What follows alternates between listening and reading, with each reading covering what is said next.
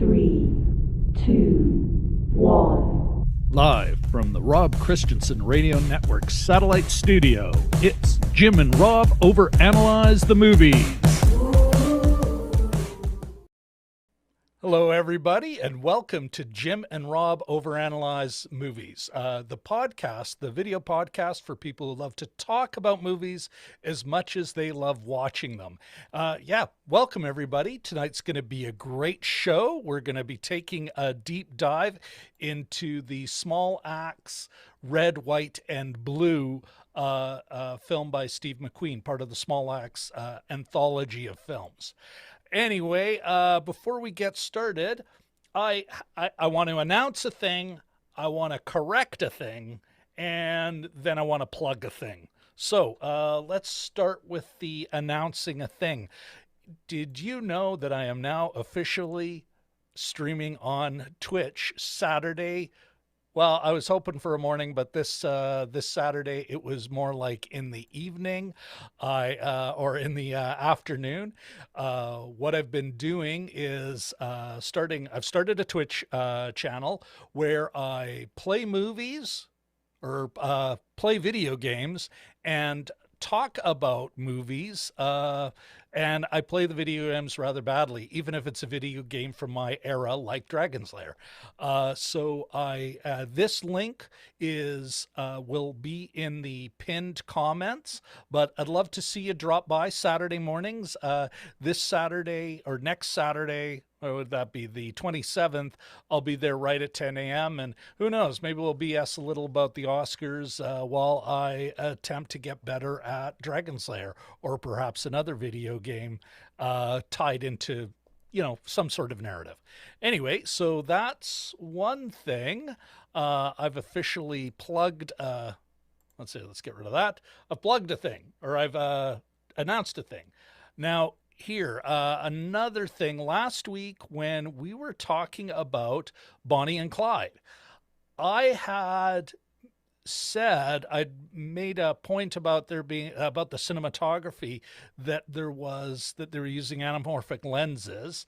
And I was completely wrong on that. I actually found, it was kind of bugging me, I found an old American cinematographer magazine article where they were actually interviewing Mr. Guffey, the actual cinematographer. They go through every lens. I will have a link in that pinned comment at the end of the show.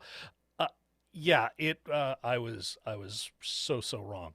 What I was right about, though, was more the realistic feel. That is exactly what they were going for. It was built into the design. The whole aesthetic was on purpose. And they really wanted to capture a real, almost cinema verite feel. So I guess I'm kind of half admitting to that I was wrong on something. And then last but certainly not least, and this is a bit of a shout out to both my co-host, Jim, who brought this up, and Vlad65, or as his friends, who I'm fortunate enough to count as one of his friends, Walt, recommended a book. And that book is, where do I have it? Here it is. Pictures at a Revolution, 5 movies in the birth of the new Hollywood, and how this was really part of a watershed moment in Hollywood. So I strongly recommend this book. I picked it up myself. I downloaded it on Audible. There is a link down below. It's part of my Rob's Film Analysis Library, which you'll find in the description, down at the bottom of the description, where I recommend a few books that I've found help me as I appreciate film, and I recommend this one as well. And again, there's a link. And just so you know, they are affiliate links, #commissions earned. Okay, so now with all that nonsense out of the way, let's get back to the movie we're really talking about here. Small Axe, Red, White, and Blue, starring John Boyega, amongst a great supporting cast. Here's the log line from Amazon Prime. It says, Red, White, and Blue spotlights the true story of Leroy Logan, who at a young age saw his father assaulted by 2 policemen. That's not quite accurate, but we'll get into that. Motivating him to join the Metropolitan Police, that we're talking London, England, and change their racist attitudes from within, which is another thing I'm sure we'll get into as we talk about this film. What I can say on the ideological ingredients list, the political snack bar, would it have earned, on the story side, would it have earned a reframe stamp? I'm not 100% sure. There is a woman of color in the above the line writing, but you know what? I'm not sure it would have earned a reframe stamp. We'll have to wait for reframe to chime in on that. It is a union made production. Now, on the story side, there's production. On the story side, did it pass the Bechdel test? No. Many strong women, none of whom actually are ever alone, talking to each other about something other than John Boyega, his character, Leroy Logan. Is it class conscious, and does it have an analysis? I'd say strongly yes. Although we'll get into the details of that.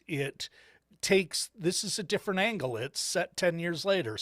But I really feel strongly that it has both it is both class conscious and has a class analysis. Now, with that out of the way, I think it's time to bring in my co-host, the man with the most, Mr. Jim Chloboyko. Hello, sir. Just waiting for the sound effect. No witty quip. I'm on the case. I had my magnifying glass there. But anyway, hello, folks. How is everyone? I'd like to make an announcement myself. I got my first haircut since last summer. So gone is the Kelsey Grammer, Dorothy Hamill, Jack Nicholson, circa The Shining kind of thing I was going for.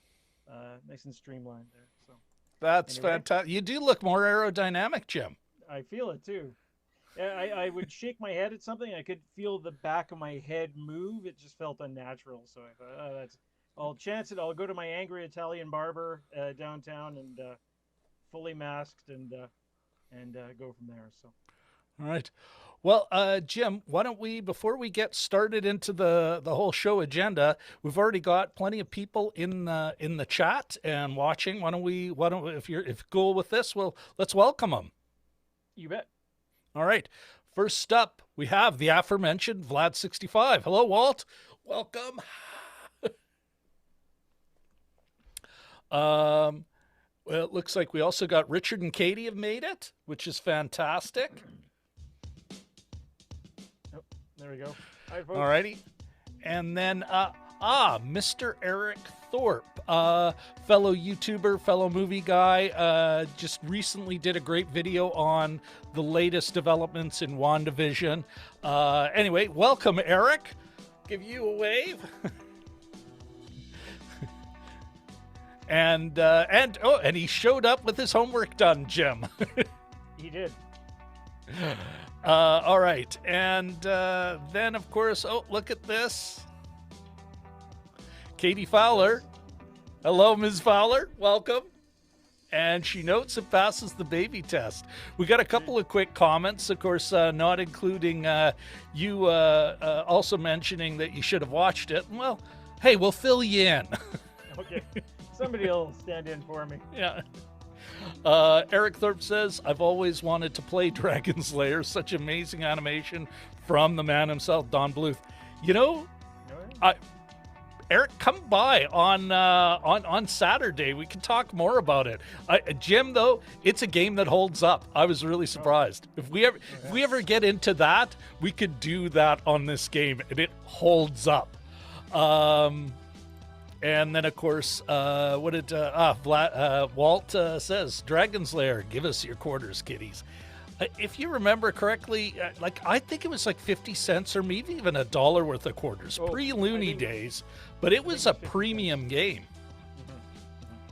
I would go to downtown to the arcades, and it was nothing to watch somebody, even as a kid. That was a Saturday. That was an acceptable Saturday afternoon. go watch other kids play. Hey, Jim, this is a new one for you and I. You could actually probably bring your mic gain up a little. Okay. Yep. Yes, I know. I know. I'm forever harassing you about how it's too hot, but yeah, it could go up a little, like 1 notch. Okay, I'd have to. Again, this is a new. That's okay. Well, like in the meantime, I've brought the music down so we're not drowning you out there, but it's still coming through. Get a little bed. Walt, I know your spouse was not a big fan. I like to have it at least at the bottom. It covers a number of audio sins, so it's a little bit of just cover for us. Anyway, with that out of the way, how are you doing, man? Jim, how are you? Good. Good. How's that? I'm turning it up a bit. Is that working? You could go up a little more, I think. A little more? How about that? That make a difference? Not much, actually. I'm surprised. No. And folks, thanks for sticking with us as we work on these things, as we adjust. It's always an extreme, right? It's a new this new mic for me, so that's yeah. I mean, the other thing is, I know I had you bring it down here. Maybe just bring the mic up closer, like more upper collar. That might help us out a bit.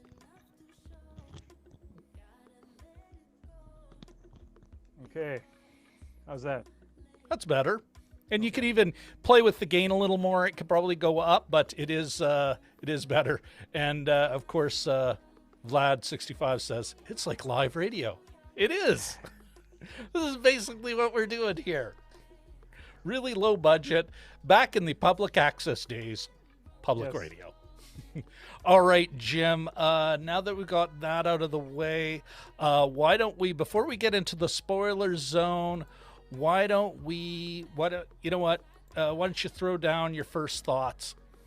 Okay. Here, and let me give you the platform, my friend. If it sounds like I'm reading this out, it's because I am. I just decided to jot down some notes since going off the top of my head. Do we need a timer? Should we be throwing a timer on this? Or no, it should be good. I think it's about a minute or so. But okay, so part of the Steve McQueen Small Axe series, Red, White, and Blue again focuses on racism in late 20th century England, this time from the other end of the community. But none of these people are people that exist in a vacuum. So John Boyega, portraying Leroy Logan, as Rob mentioned earlier, a young Afro-Caribbean man. He abandons his, at the time, not so trendy forensic research career to become a rare person of color Bobby, or a Bobby that's a person of color. This is an Earth-based John Boyega movie that still has a Star Wars joke in it. Have we reached peak John Boyega yet? Probably not. He's carrying about 30 more pounds, I'd say, 25, 30 more pounds than he usually does, showing his Denzel-worthy chops, the same ones that he's displayed since Attack the Block. And he portrays Leroy as determined and righteous as he comes up against another kind of a blue wall. Not to be forgotten is the supporting cast. There's one scene that I could have watched for an hour. It could be a small two-hander play where the elder Logan, his father, is feuding with either his aunt or his sister-in-law. I wasn't exactly clear, but Jessie, her name is, who is sort of a go-between, a community liaison. Sister-in-law. It was sister-in-law. Okay, that's what I was thinking. I wrote down sister-in-law, but I was just trying to cover my ass. And it's basically two middle-aged Caribbean actors fuming at each other in their heavy Jamaican accents.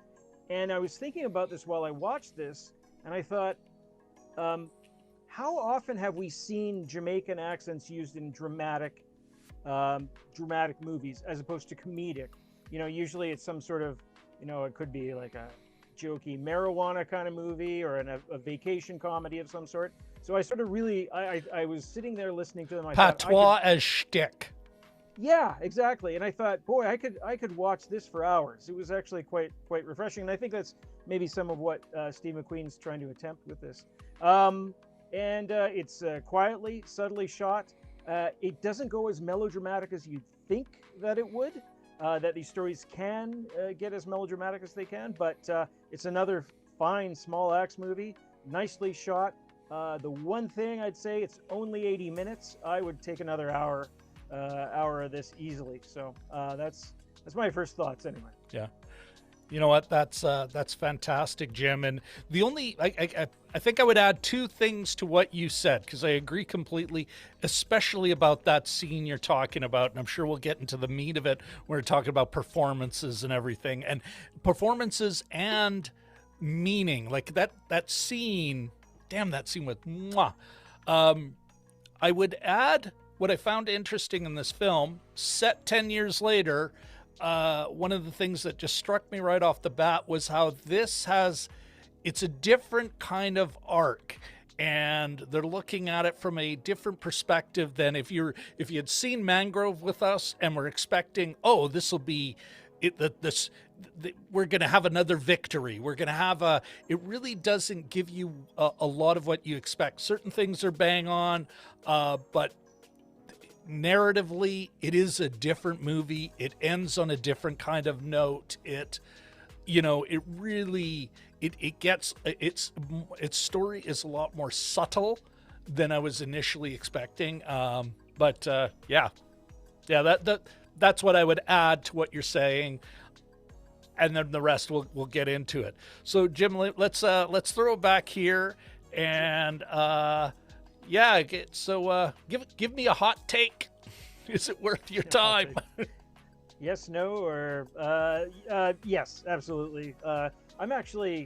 This actually inspires me, and I'm a bit of a failed completist as well. I've never finished The Sopranos. I haven't finished Walking Dead, but at the same time, when you put out sort of a set of 5 movies, I'm like, I got to watch more of these. The subsequent ones are shorter. I think they clock in about an hour, 60, 70 minutes. But yeah.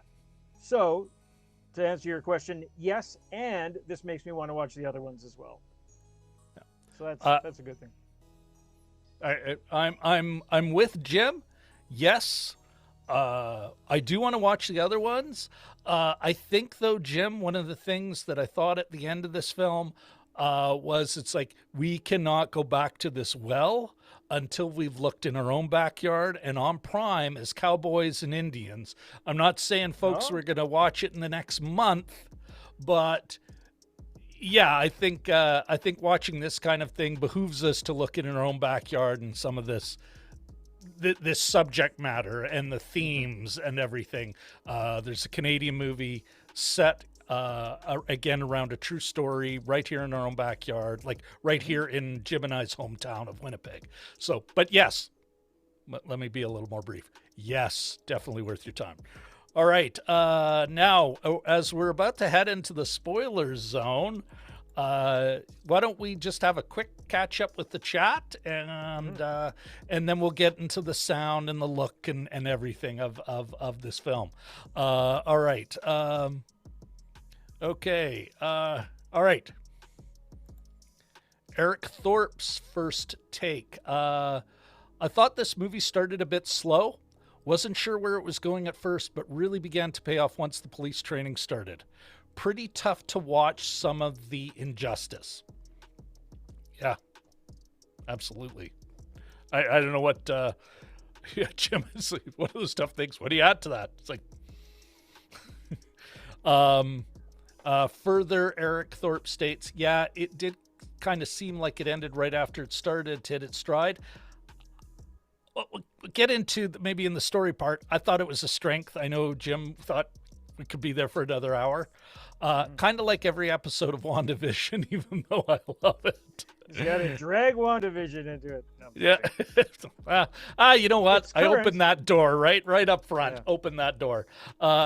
Eric still needed to check out the other 4 movies. Yeah. It's called Cowboys and Indians, Eric. Eric's asking which movie is set in Winnipeg. It's called Cowboys and Indians. It is on Amazon Prime. Well, Jim and I already got a good idea of what we're going to be looking at for the next couple of months because we are getting into Oscar season, of course. I think it behooves us to put this on our schedule. So you can find it on Prime if anyone wants to really do early work. Yeah. And there's Jim chiming in Sorry, as well, that's so we just can you leave and I, that in. but No, this is quickly, yeah. good. I can put it on the screen. I should have been prepared. All right. So I think that bear with me. I think it's time to enter the spoiler zone, eh, Jim? Would you say? Mm-hmm. Yeah. All right. Okay, everybody. Maybe we'll start with the look, if that's cool Sure. with you. Mm-hmm. All right. I in my notebook, I had written down a few notes and what I was kind of expecting. And, it evokes the period, I guess. Like, some of it is kind of because it's so set in a community that I'm unfamiliar with, in a country, in a city I'm unfamiliar with. It wasn't, but much like we talked about in Mangrove, Jim, no 80s shtick. Mm-hmm. Like, no obvious, there's the parachute pants and, the ridiculous colors. So we kind of get that 80s vibe without it being kind of mushed in our face. What I was wondering about, one of the things I noticed, a lot of even lighting, almost high key, a little bit of Netflix middle key going on there. But and I only noticed it after the fact in Mangrove, and I'm wondering if you caught the play or if this makes any sense to you, and same with everybody in the chat. It's very coolly shot. Everything is very cool, blues, and just cold almost, except when he is in what you'd call a safe place. And I kind of saw, this reminds me of Mangrove. Once they're in a very intimate place at home, like it's his wife, it's even his dad as he gets his 2 times atonement with the father, that all of a sudden it's a lot more earth tones and it's a lot warmer colors and warmer lighting, and very briefly used, not like a hammer, but I was like, I think that was something that, that shit is consciously set up. And yes, it's always in the evening, etc., but there's ways you can make an evening shot that still feels freezing. And other than that, it was a pretty straightforward look, I think. They were more going for, again, more realism. There was a couple of cool one-er shots. I'm thinking especially when he was chasing down the bad guy into the printing factory, it looked like, into the printer's operation, and of course not getting backed up. And, we had this big long one-er, and then it cuts briefly, and then all of a sudden he jumps from the sky, and it was a great, exciting, high tension scene. And again, not using any really obvious techniques. There wasn't we got kind of a jump scare, but it wasn't super obvious. It all made sense, and more using time and space and walking through for tension purposes, not doing any. They didn't go to a standard bag of cinematography tricks to do it. So that was kind of my take on the look. What about you? Yeah, I mean, the that sequence where I was thinking that was a setup and that they'd take him out. But that sequence was neat because when the robber or the thief came up behind him, and I was fully expecting it, and it's still, you're saying bit of a jump scare. That was a scare, and then right after it, it's like a bang bang. Yeah. As the guy's running away, you see John Boyega's feet just go kaboom right on the wood, and I just thought, oh, that's a great sort of a bang bang sequence. Yeah. So that was cool. A lot of these shots, and this is the kind of thing that I always thought was neat. In terms of the movement of the camera, there's a scene where the angry, sort of perpetually angry father drops John Boyega off at the police academy, and it's taken from the back of the car. So the father backs into the spot, and then John Boyega sort of almost wordlessly says, sort of says, Pats him on the knee. Yeah. And then That's all he goes just to little... gets his luggage, and then he's walking into the building, and then his father goes, "Hold up," and he goes to give him a hug. But that's all shot from the back seat of the car, looking forward into the windscreen through the windshield, and that was neat. And they did that again when they were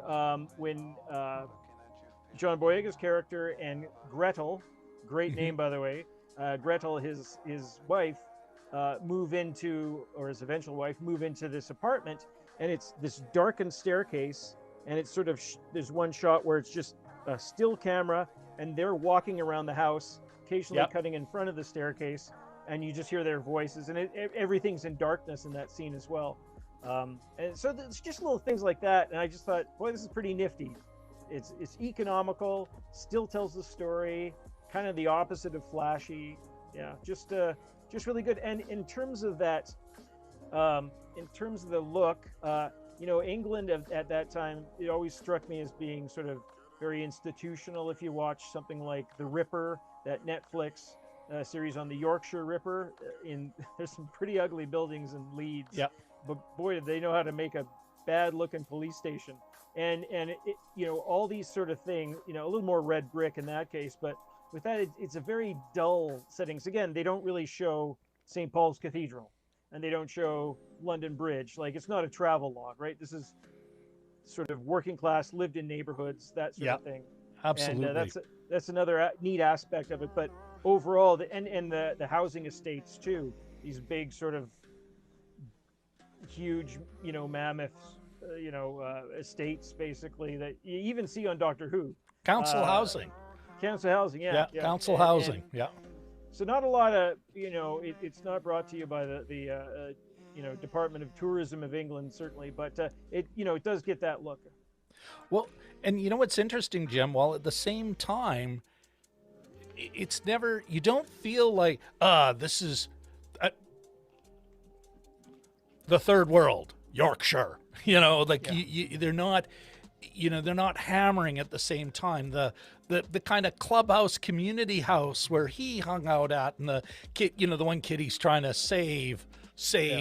It wasn't like what you would see in, a typical 80s, 90s white savior, white teacher in the hood, where the hood is just this horror show of, graffiti and it's a lot more, what Compton actually looked like, even at the worst of gang violence in the area. Mostly, working class homes and people living their lives and mowing their lawns, and I like that. Again, that production design where it's not hammering us on the head, here you've crossed a border, which sort of emphasized when the, some of the police characters, we're in a jungle here.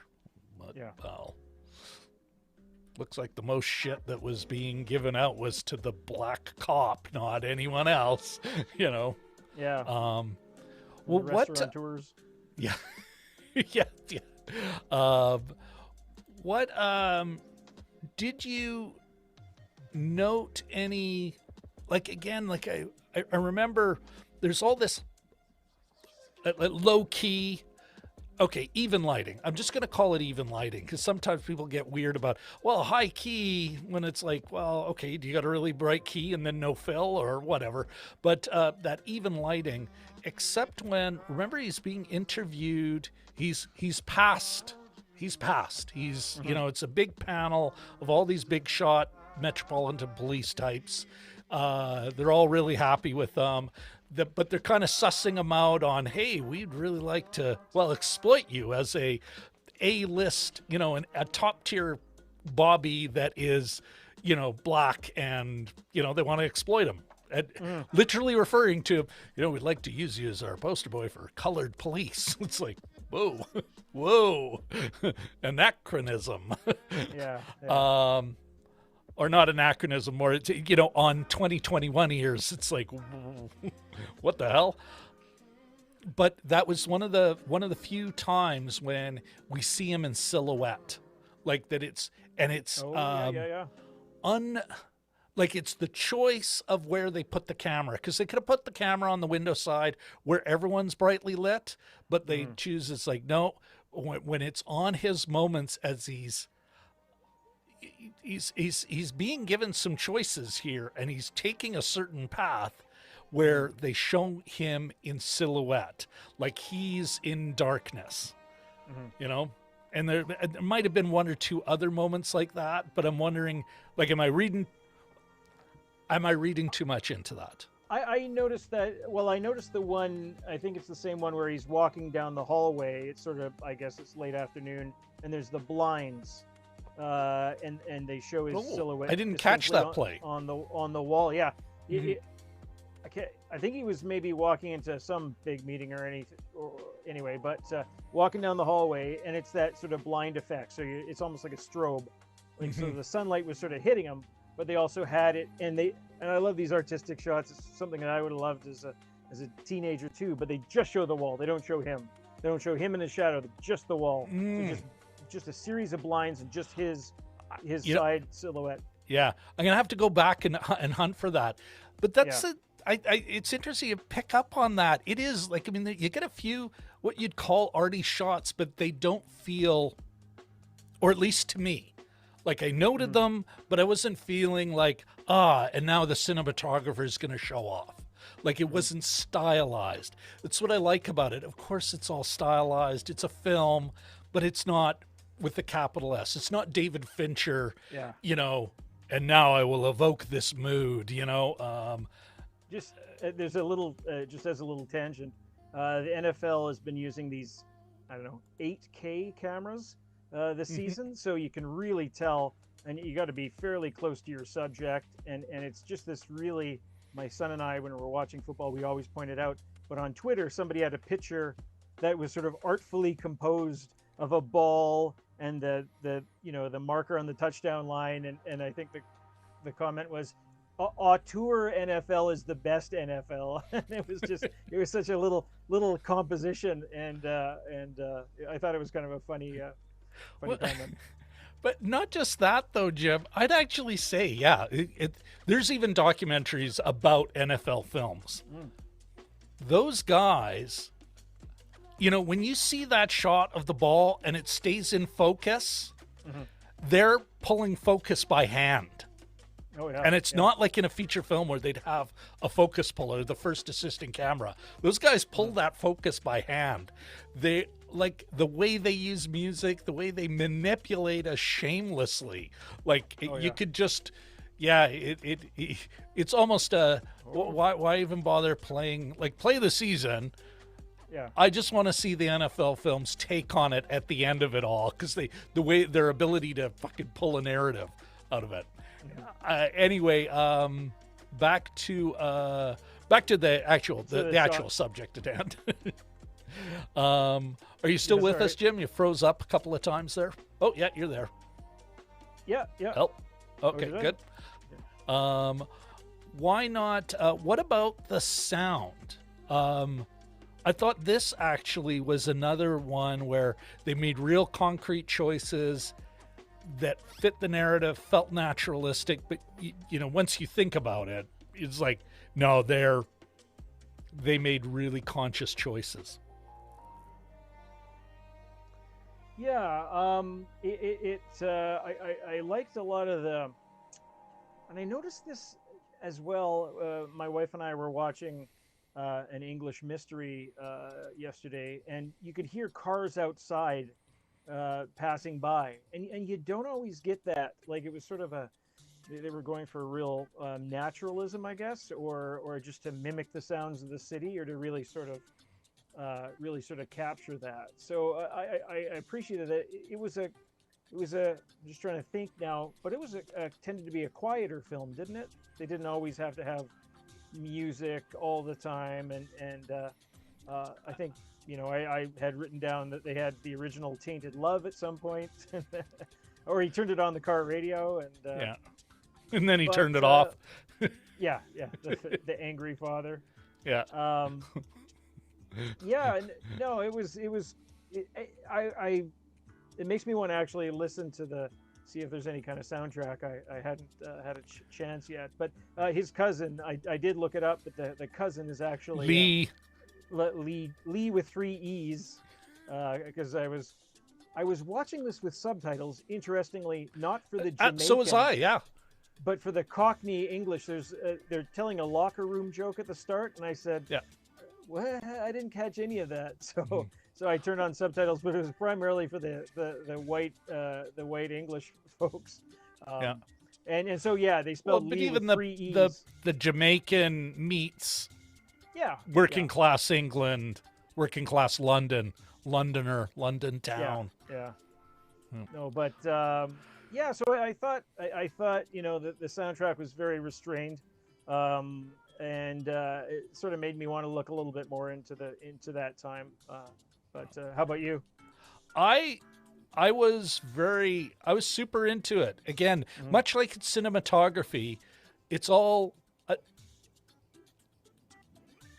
except maybe 1 or 2 moments, it's all diegetic, or even one where it's like, oh, okay, this isn't. We're actually hearing the song, and then we see him revealed. Leroy Logan, as he's doing his research alone in a big room, and he takes off his Walkman headphones that you and I remember from the 80s, and then all of a sudden we're hearing it through there. So we're definitely they're using a fancy sound device to get us into his perspective. But fancy. Let's put air quotes on fancy. But yeah, otherwise it was really diegetic. The Foley was there, but it was meant it wasn't like obvious. They weren't playing. I think it was much like the cinematography, reserved, cool, just to try and keep us in that place. They used relative silence really well, much like the cinematography, much like we could sit in a scene, we could feel the tension, and the sound, I think, and the lack of a big sound effects, another anti-Christopher Nolan soundscape, more realistic with very few musical cues. And I don't think there is any score per se. Like, they used a couple of tunes, but again, also, like, even the big song when he first started in police training, it was coming out of his neighbor's room. It wasn't Marvin Gaye, I think, or something. Yeah. And so I thought that was really kind of cool, the way they did that, and they weren't making it obvious, and they really just, again, a more austere, maybe kind of, hey, we want you to be in this place, and we want you to be in his having his experience. So I really enjoyed that. It's interesting by not trying to manipulate me. I know I'm being manipulated, but in that kind of, you got to pay attention, but you're almost forced to. The subject matter is dramatic enough. Maybe that's it, Jim. The subject matter is dramatic enough. They're trusting their performers. They're trusting their story. They're not. We don't need. Why hammer something if you don't need to? Yeah. And I think the tunes that they do choose sets the time, especially if I think this Lee character, the cousin with the band Imagination, I think that carries a lot of weight in England. I looked it up and I don't really recognize it, but he's got a substantial. He's got a Wikipedia page of several paragraphs. This Lee character, so he's still kicking around. He's had a decent career, it sounds like. A real pro. Yeah. So all right. All right. Well, why don't we let's catch up before we move on to the story or before we move on to the performances. Why don't we catch up with chat, see where they're at? It looks like your volume could come up a little more, Jim. Which again, there's a part of me that I feel like I'm half responsible because I keep going, bring it down. It's too hot. Now we're the other end. But if you can bring it up, that'd be great. Eric Thorpe says, the Scrabble scene was clever, I thought. Yes. And you know what? Let's put a pin in this one, Jim, and talk about it when we're getting into the story and some of the themes, because I think that scene's there for a reason. And the way they did it, I thought was super cool. Yeah. Walt says, "Tainted love. How could anyone hate Soft Cell?" A father says, "I'm the only authority you need." Yeah. And then Walt does follow up with Vlad65. "Sounds like McQueen wanted to focus on the character and not deploy a lot of props and pure music to overplay. This is the 80s. Yeah, I think would you agree, Jim? Anything to add to that? I mean, there were some suits that were, sort of, there were some suits that were doing the 80s thing, and some of the hairstyles too. I think that's something that maybe women would notice more than a couple of middle-aged white guys. But Antonia Thomas, the one that played Gretel, his wife, her hair had changed, had all different kinds of styles and evolution as the movie progressed. Yeah, exactly. Yeah. It's just neat to see the sort of evolution too. Mm-hmm. What? Oh, geez, I'm kind of losing my train of thought here. So let's make sure that the screen is totally focused on me. As you struggle. Forgetting. I think the music cues may have also been, a bit of 80s, bit of cultural that, again, as a couple middle-aged white guys grew up in Canada, although we grew up, this guy is a peer in a way, Jim. Like, Leroy Logan is not that much older than we are, maybe got 10 years on us, which, is not nothing, but not as much when you're in your 50s.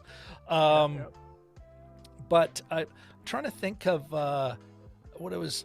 You know what? We'll have to come back to it. I can't quite remember the point I was trying to make. You know what? It won't be the first time. And maybe I'll remember it a week from now and I'll go, damn it. But yes, let us talk about performances though, because I only put starring John Boyega because it is about him. Yeah. It's all about him.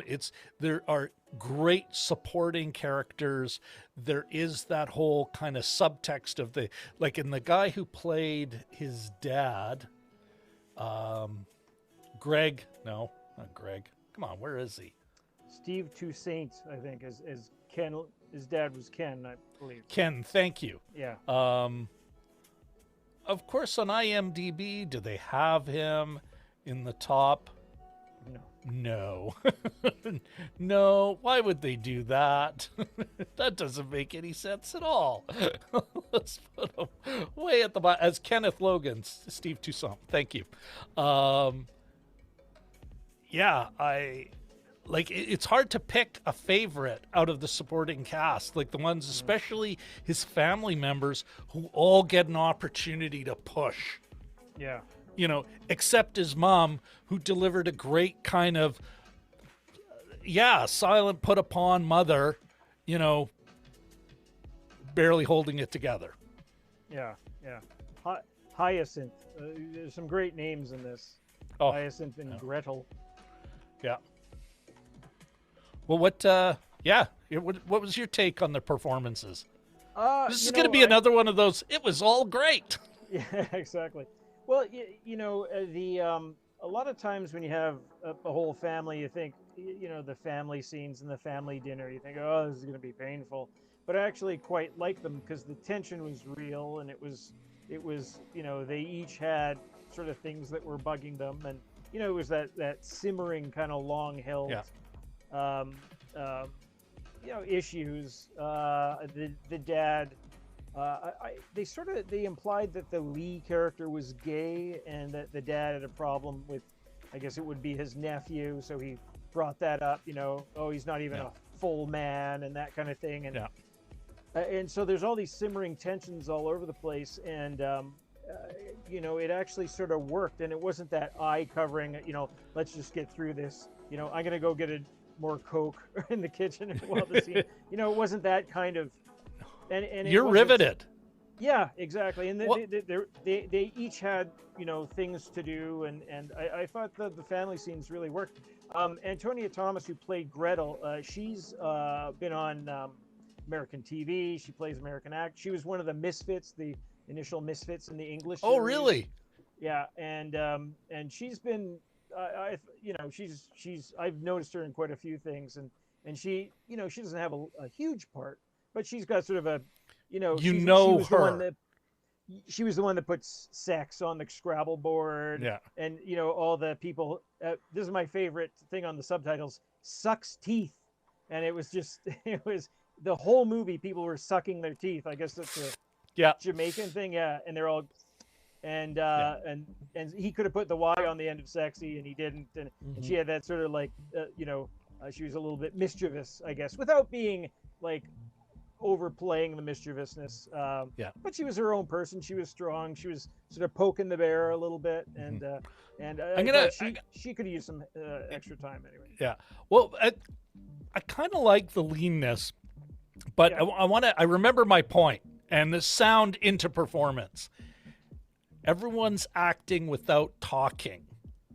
Like that silence goes right to performances at some key moments here where everyone's like,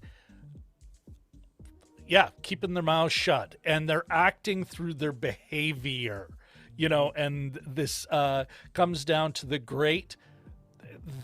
you've got and there's some key moments of this post, the blow up. We have the blow up.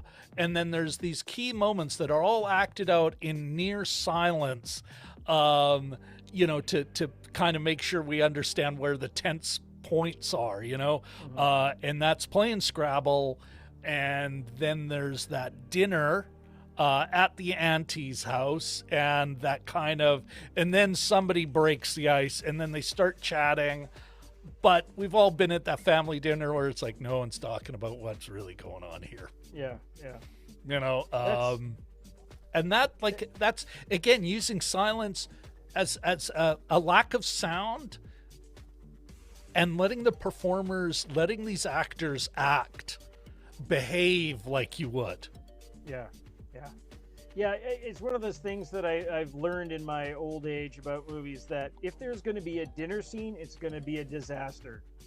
Movies are about conflict, right? And you can't you're not going to watch nice people be nice to each other for 2 hours. What a fun brunch. Yeah, exactly. But so that's one of them. Yeah. Family dinners are always disasters. The other one is if people get caught by the bad guy, they're supposed to get caught by the bad guy, because that gets them into the middle of the action. So there's a couple of the rules that I've learned. Not to sweat it. There's going to be a dinner. It's going to be just horrible, and you'll get past it. So but that same thing here. Yeah, but I think though, like they did, these scenes, they performed. The performances were solid enough because all of a sudden everything's hanging on their performance. There's no explosion to advance the plot. There's no, external force twisting it all into one angle. It all leans on these 5 or 6 people sitting around a table.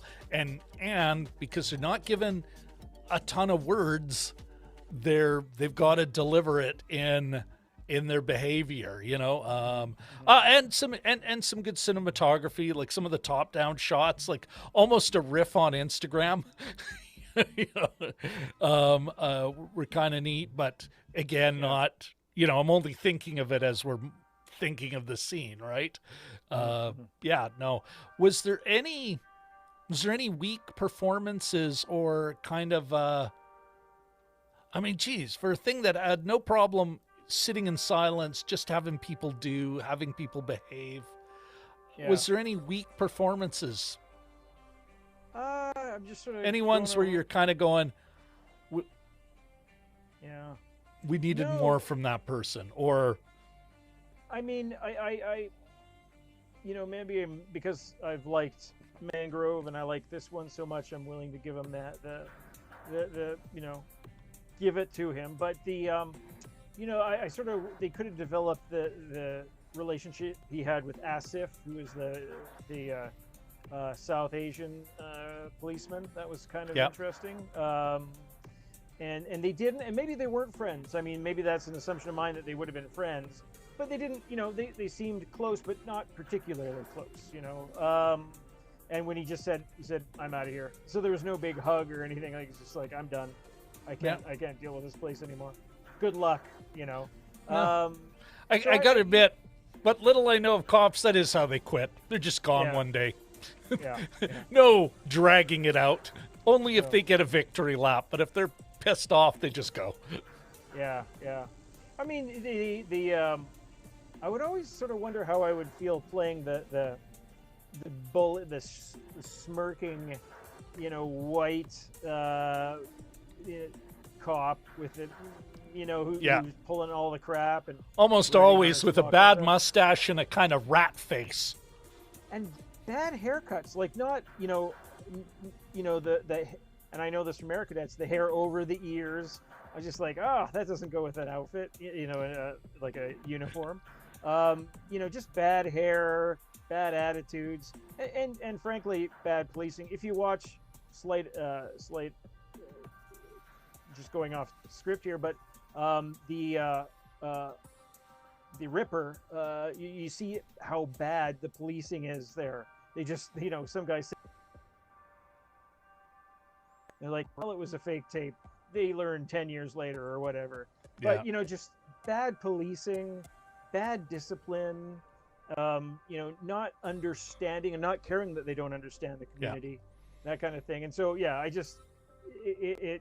had a few white friends early on, but and I don't know that you need to. And he referred to them, either. And they all moved up. Yeah. They moved up. Yeah. They moved away. Like he was being held back early in his career. Greg was maybe one of them, but it's not the job of the movie to show nice white people. I don't, and it's, and it shouldn't be either. This was, I can't. The only thing I like is a little bit, if the movie was about 10 or 15 minutes longer, I think it, would have been better for it. Did it end abruptly? I'm not sure, but anyway, that's a whole other subject. Okay, but as far as I don't think there was a weak performance. I had the same worry, and I think I even wrote it down. The stereotype. You have certain expectations. There'll be systemic racism, and then the racist cop trope almost. Yeah. And then, but it's like, well, what have we learned? What do we keep getting taught, actually? Not what did we have just learned? Like, I mean, again, the Cowboys and Indians incident was in the 80s. And there's still this coming out that, they are that bad. That these guys are that bad. So are they caricatures, or are they just like, hey, racists be racists, I think I did want to, and we briefly talked about it in First Thoughts. There was a great couple of set pieces in here. My favorites actually being these couple of women who pushed him, like Hyacinth. Like you really kind of saw, he was the dad.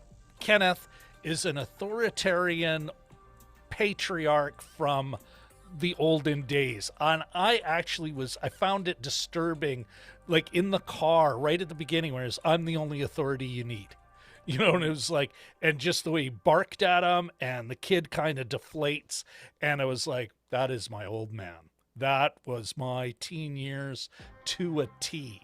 So of course the women in that household, because they're getting that shit twice as much. How they are, flat, and so it's like yeah, that's the way you're going to behave to survive in that house. So kind of like with them, I bought it later. Like I was thought, are they getting justice? Does justice triumph? It's like, no, it doesn't, because sometimes it doesn't. But I thought those performances fine. But I did the woman, his wife, Gretel, pushes him hard multiple times. Even the so 80s. I'm gonna need your support, and all I'm thinking is, ask the woman 9 months pregnant for support. Smooth, buddy. She's just, exactly. like even in her silence, it's the, what are you, an idiot? Yeah, exactly. I'm almost yelling at the screen. No, don't do. Oh, you did it, buddy. Of course you did it. Be a great breaks the fourth wall, looks at the camera. But even later on, when she's challenging him, you giving up now. I've been backing you up, you butts. But the auntie and how she pushes back, like pushes back on him, like on Leroy, about some of his choices, and you see, certain themes going on there. But those women, what little they had, they were given what little screen time they had. Boy, were they given meat. They were the perfect antagonists, the perfect helpers, the perfect both a helper but an obstacle at the same time. I'm not describing their character type accurately here, but damn, I could have watched that all day. Could just repeat a couple of those scenes over and over and over, even down to the sex and the sexy. It's like, there's a part of me thinking, does Gretel know that he's got a Y? Is she counting tiles? And she's like, that Y's somewhere, and I know it's you. Yeah, no, damn, those women just delivered. And at no point would you confuse one for the other. Like they each had their own distinct. Absolutely. Yeah. Mission and three, distinct roles. Yeah. I mean, and it didn't pass the Bechdel test, and that's you know what? But it really was about him. Yeah. The whole thing. What I was kind of surprised at is, and maybe this is actually a good thing, because I've been really starting to get just like, boy, we seem to be really okay with child labor as long as it's for our entertainment. But what? We saw that baby once, and it was like, boy, it's like this family has the Mandalorian level of child care. Just drop them off wherever. Who knows where the kid is? I hope he's all right. Yeah. All right. Let's get into Jim. You know what? Let's talk about the story. Is there, and maybe let's deal with the elephant. Not even an elephant. We've talked about it already. But what's your take on its brevity? It is only 80 minutes.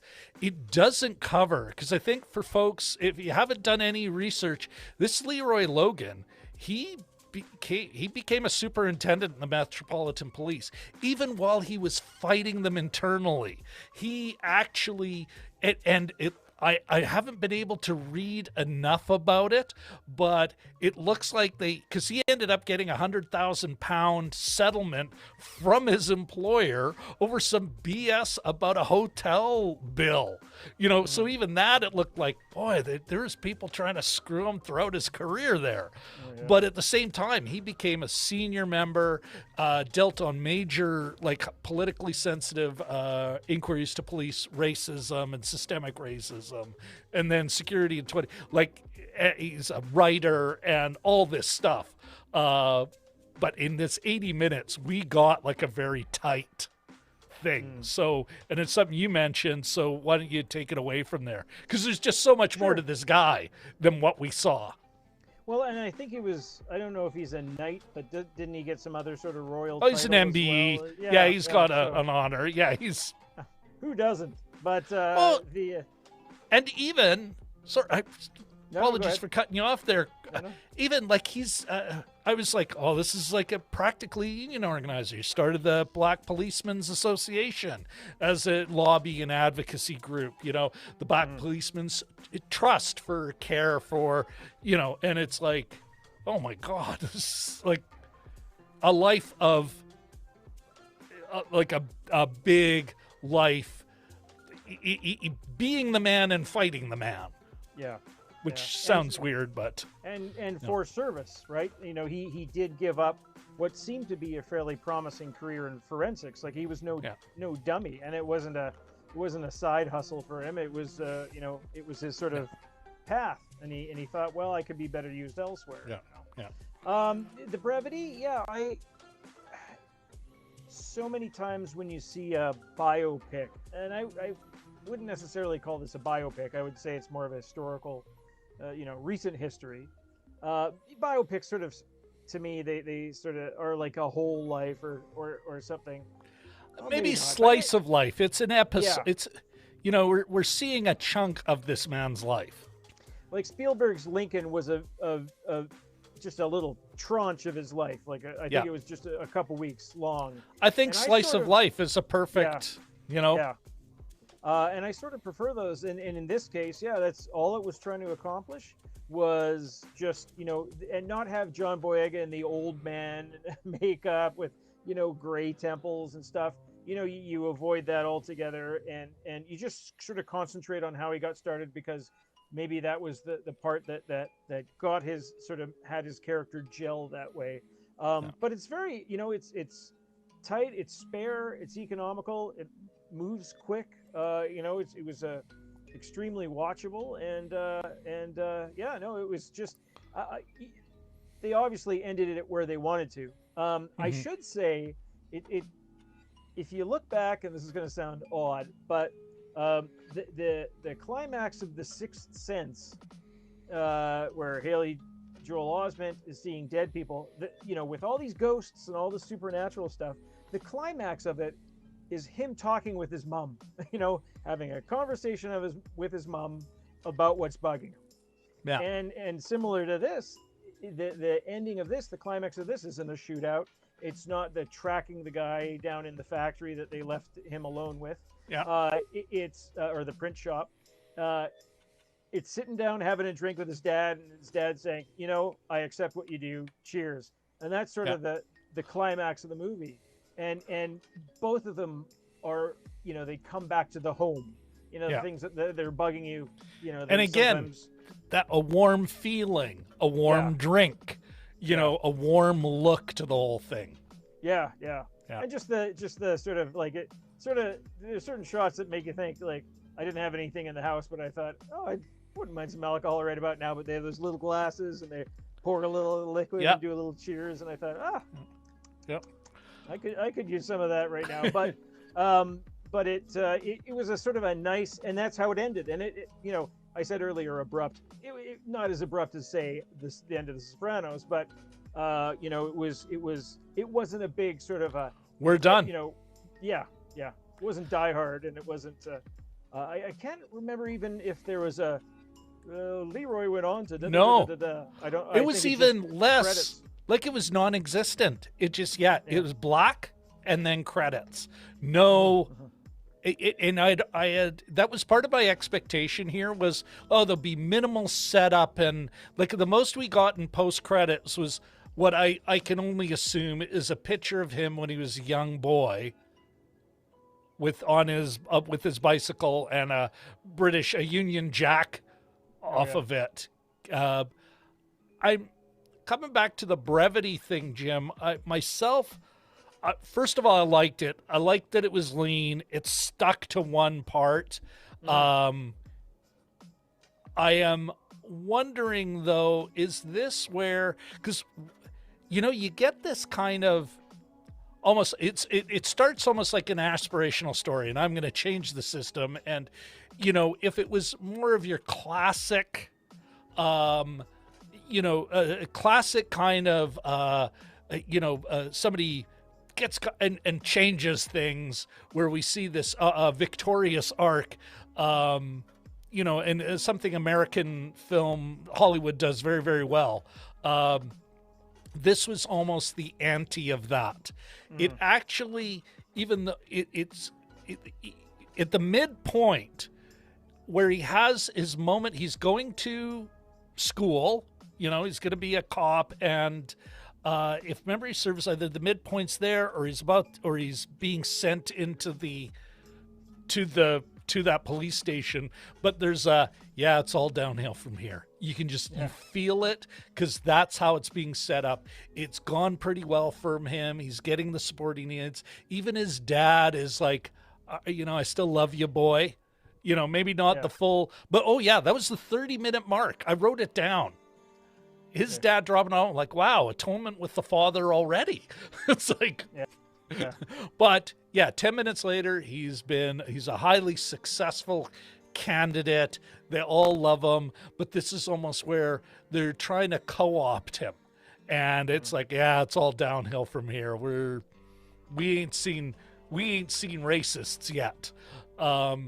And by the end, it's not that he's become a revolutionary, but his whole, you know, we're given this kind of aspirational, almost assimilationist, just follow the rules, get a good education, and, you know, that's our way to acceptance, to be more British than British. And at the end of it, there's his dad, who at best got a draw in his own payoff from the Metropolitan Police, you know, where even he is coming to this realization at the end. And I think that's all we needed in this. It's almost like this is why these systems need to be torn down. Like, he's literally saying, maybe you just got to burn it all down and start from scratch. And not that the real Leroy Logan's life perhaps followed that narrative completely. It does seem like there must have been some point in his life where it's like, I am not taking any of this anymore. I'm not quitting, because I'm not the bad guy here. But God, I'm going to cause you all misery, at least cost you some money, you know? So I kind of bought the way they delivered that, the way they were sparing. Because, I mean, we've said it before, we'll just keep saying it. I'm kind of amazed at how much I've fallen in love with that.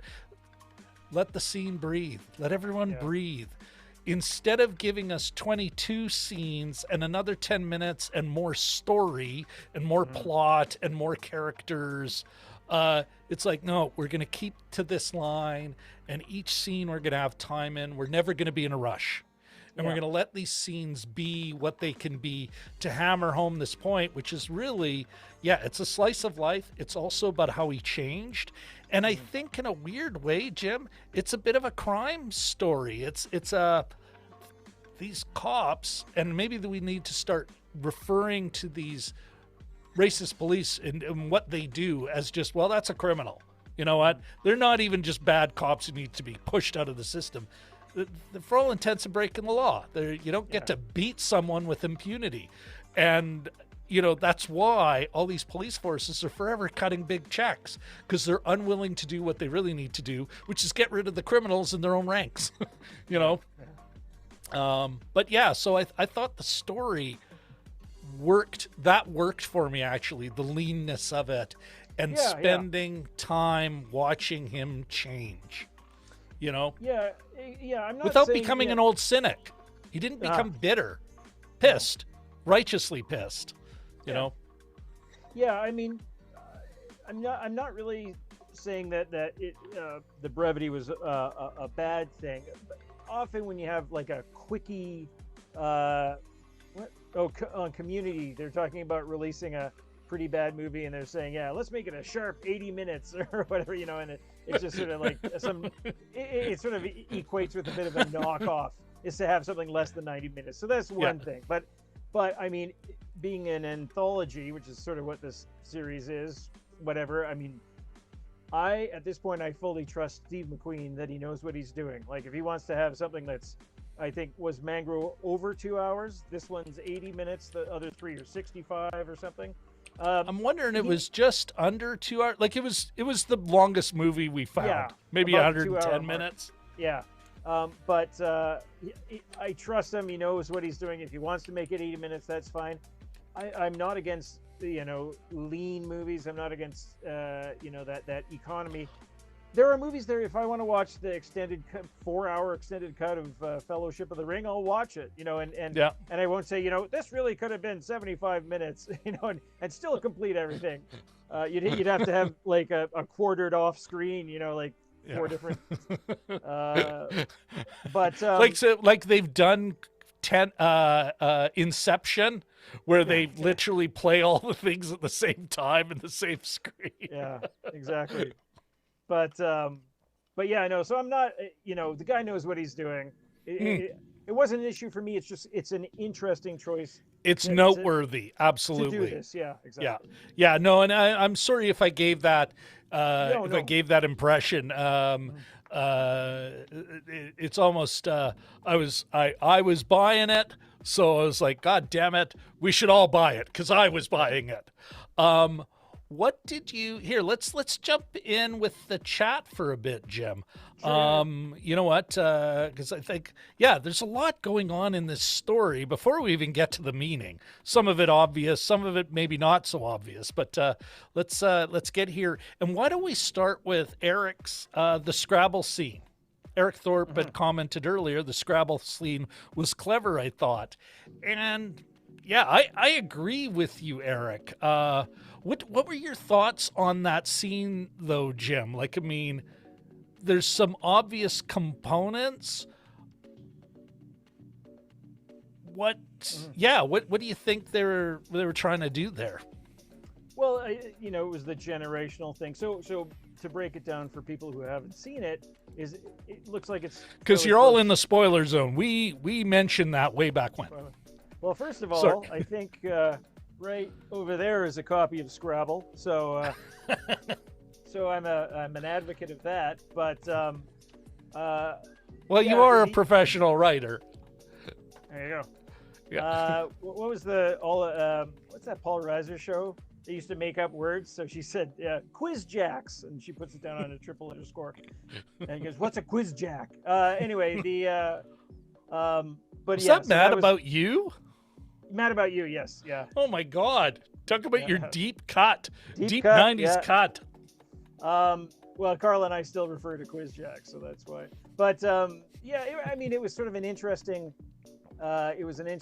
way to show the generational divide they show it's kind of an angry family, but it's interesting they still have game night, which I would think would be a trap.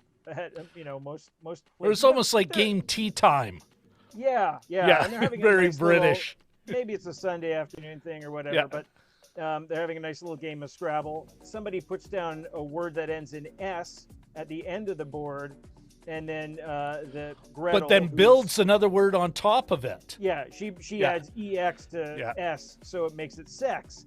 And then they cut to the father's, and it's near the end of the game, So he's only got one tile left, and it's Y. So he could very well add sexy, and that'd be a heck of a lot of points. Because it would land on a multi thing. Sorry. And it's okay. He chooses not to because that's not proper, and it's not the thing, and they're in mixed company or whatever. Well, and it's also the daughter-in-law who it's almost making sure if we didn't pick it up already, he does not like her. Yeah. For whatever crazy ass, she's too modern or isn't quite willing to put up with his shit. Like the other women who just live in fear of him. Yeah. And he also there's a scene, the only scene where he's in the room with the grandson, he's reading the paper, he shows no interest in his own grandson and things like that. So anyway, so it's sort of a neat way to show that. Again, it was interesting because Carl and I were watching something called The Sister, which is on HBO or Crave or something like that. And they're also having a game night with their in-laws. So you always see these little patterns repeat. I'm like, do you play a lot of board games with your in-laws in England? I don't know. But anyway. So I just thought it was clever. I love the inclusion of Scrabble and it was smart way to introduce that topic, and also to show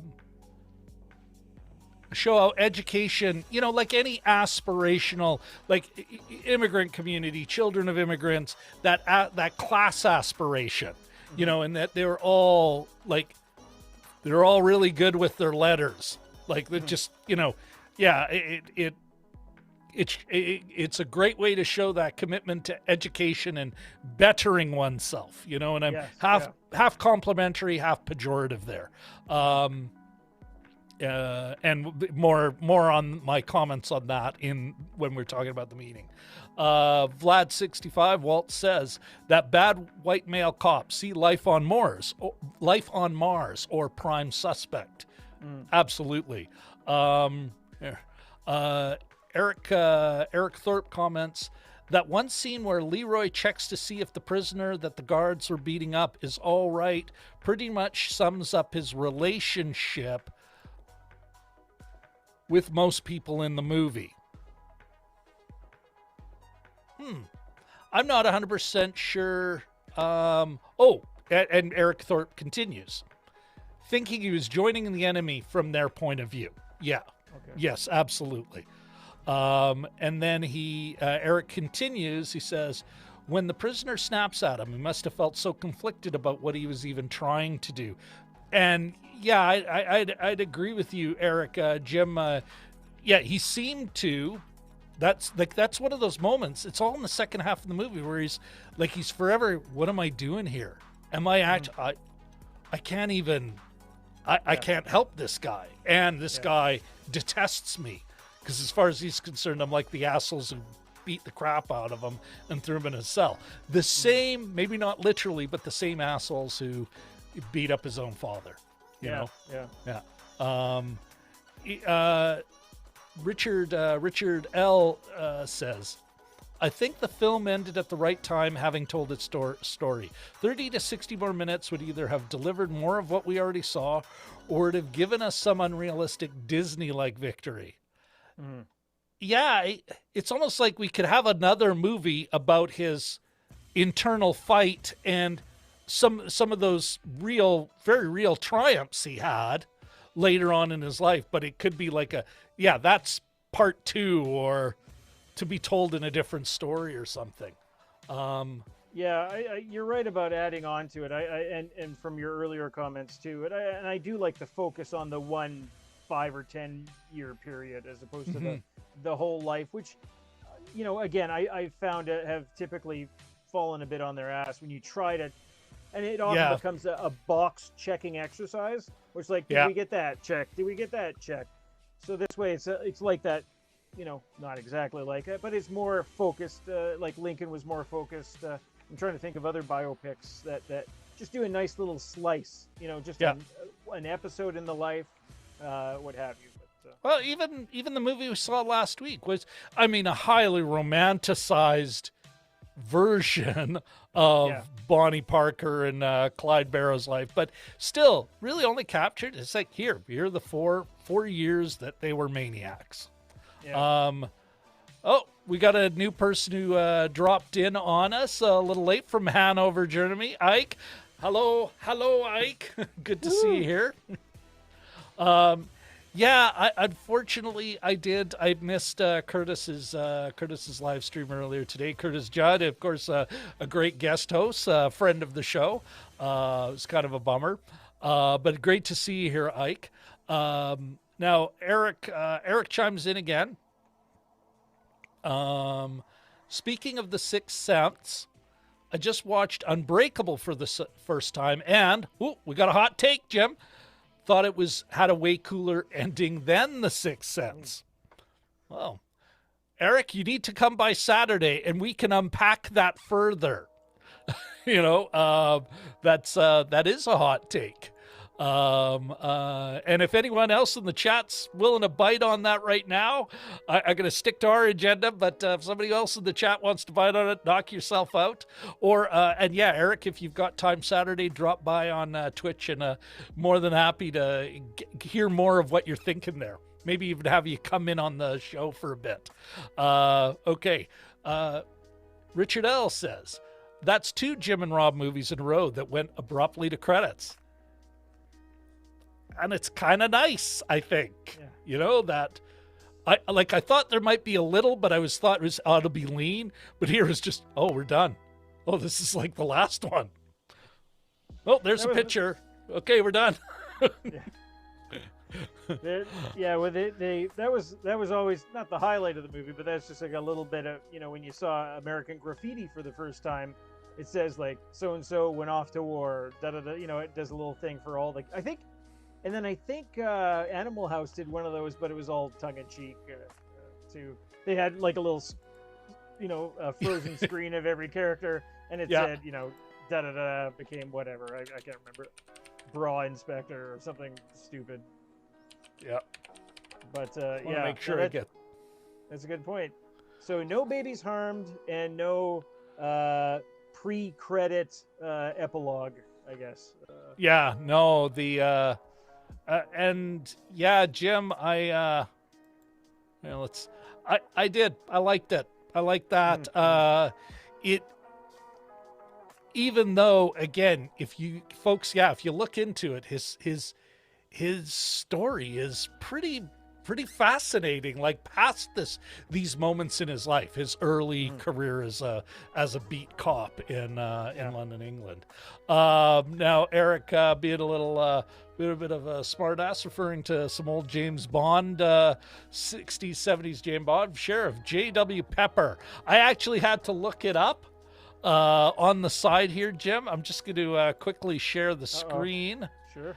It's not Joe Don Baker, is it? It is Joe Don Baker. Oh, is it?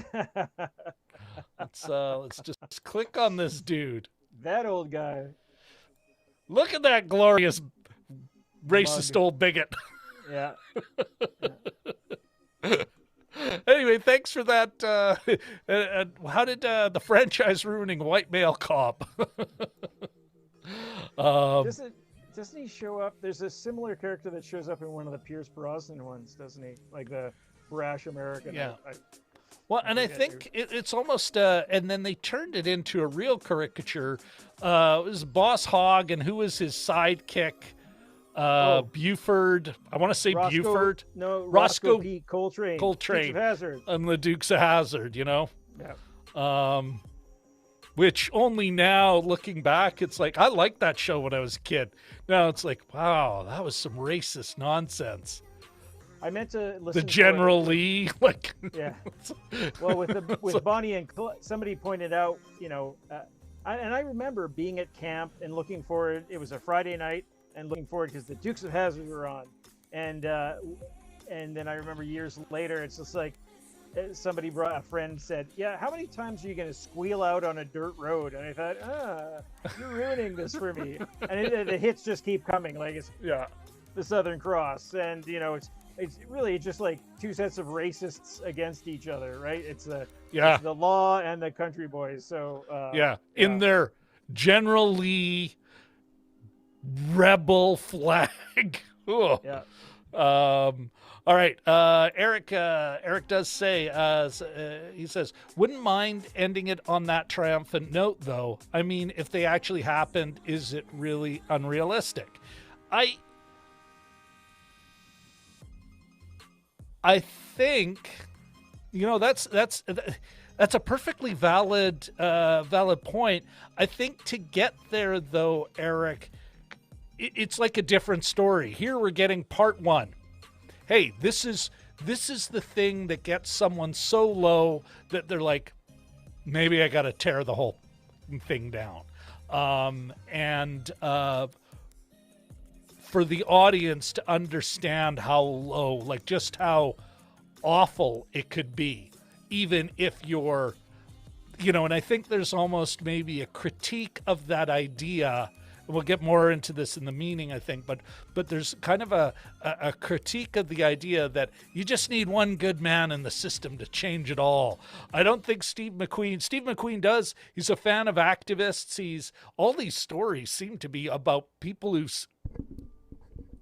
become active in their community, but that they're getting active in their community. It's not just this is how the individual is broken down. And later on, there is a part two. But yeah, he wanted to show this part. So, but at the same time, yeah, your desire for an upbeat ending isn't a bad thing, because otherwise you're kind of stuck with a nihilistic, well, I guess that's it. It's just the racists will win, and the less power you have, the more you run the risk of getting beaten up by a cop, you know? Yeah. Which, Rob's got another follower on the Twitch.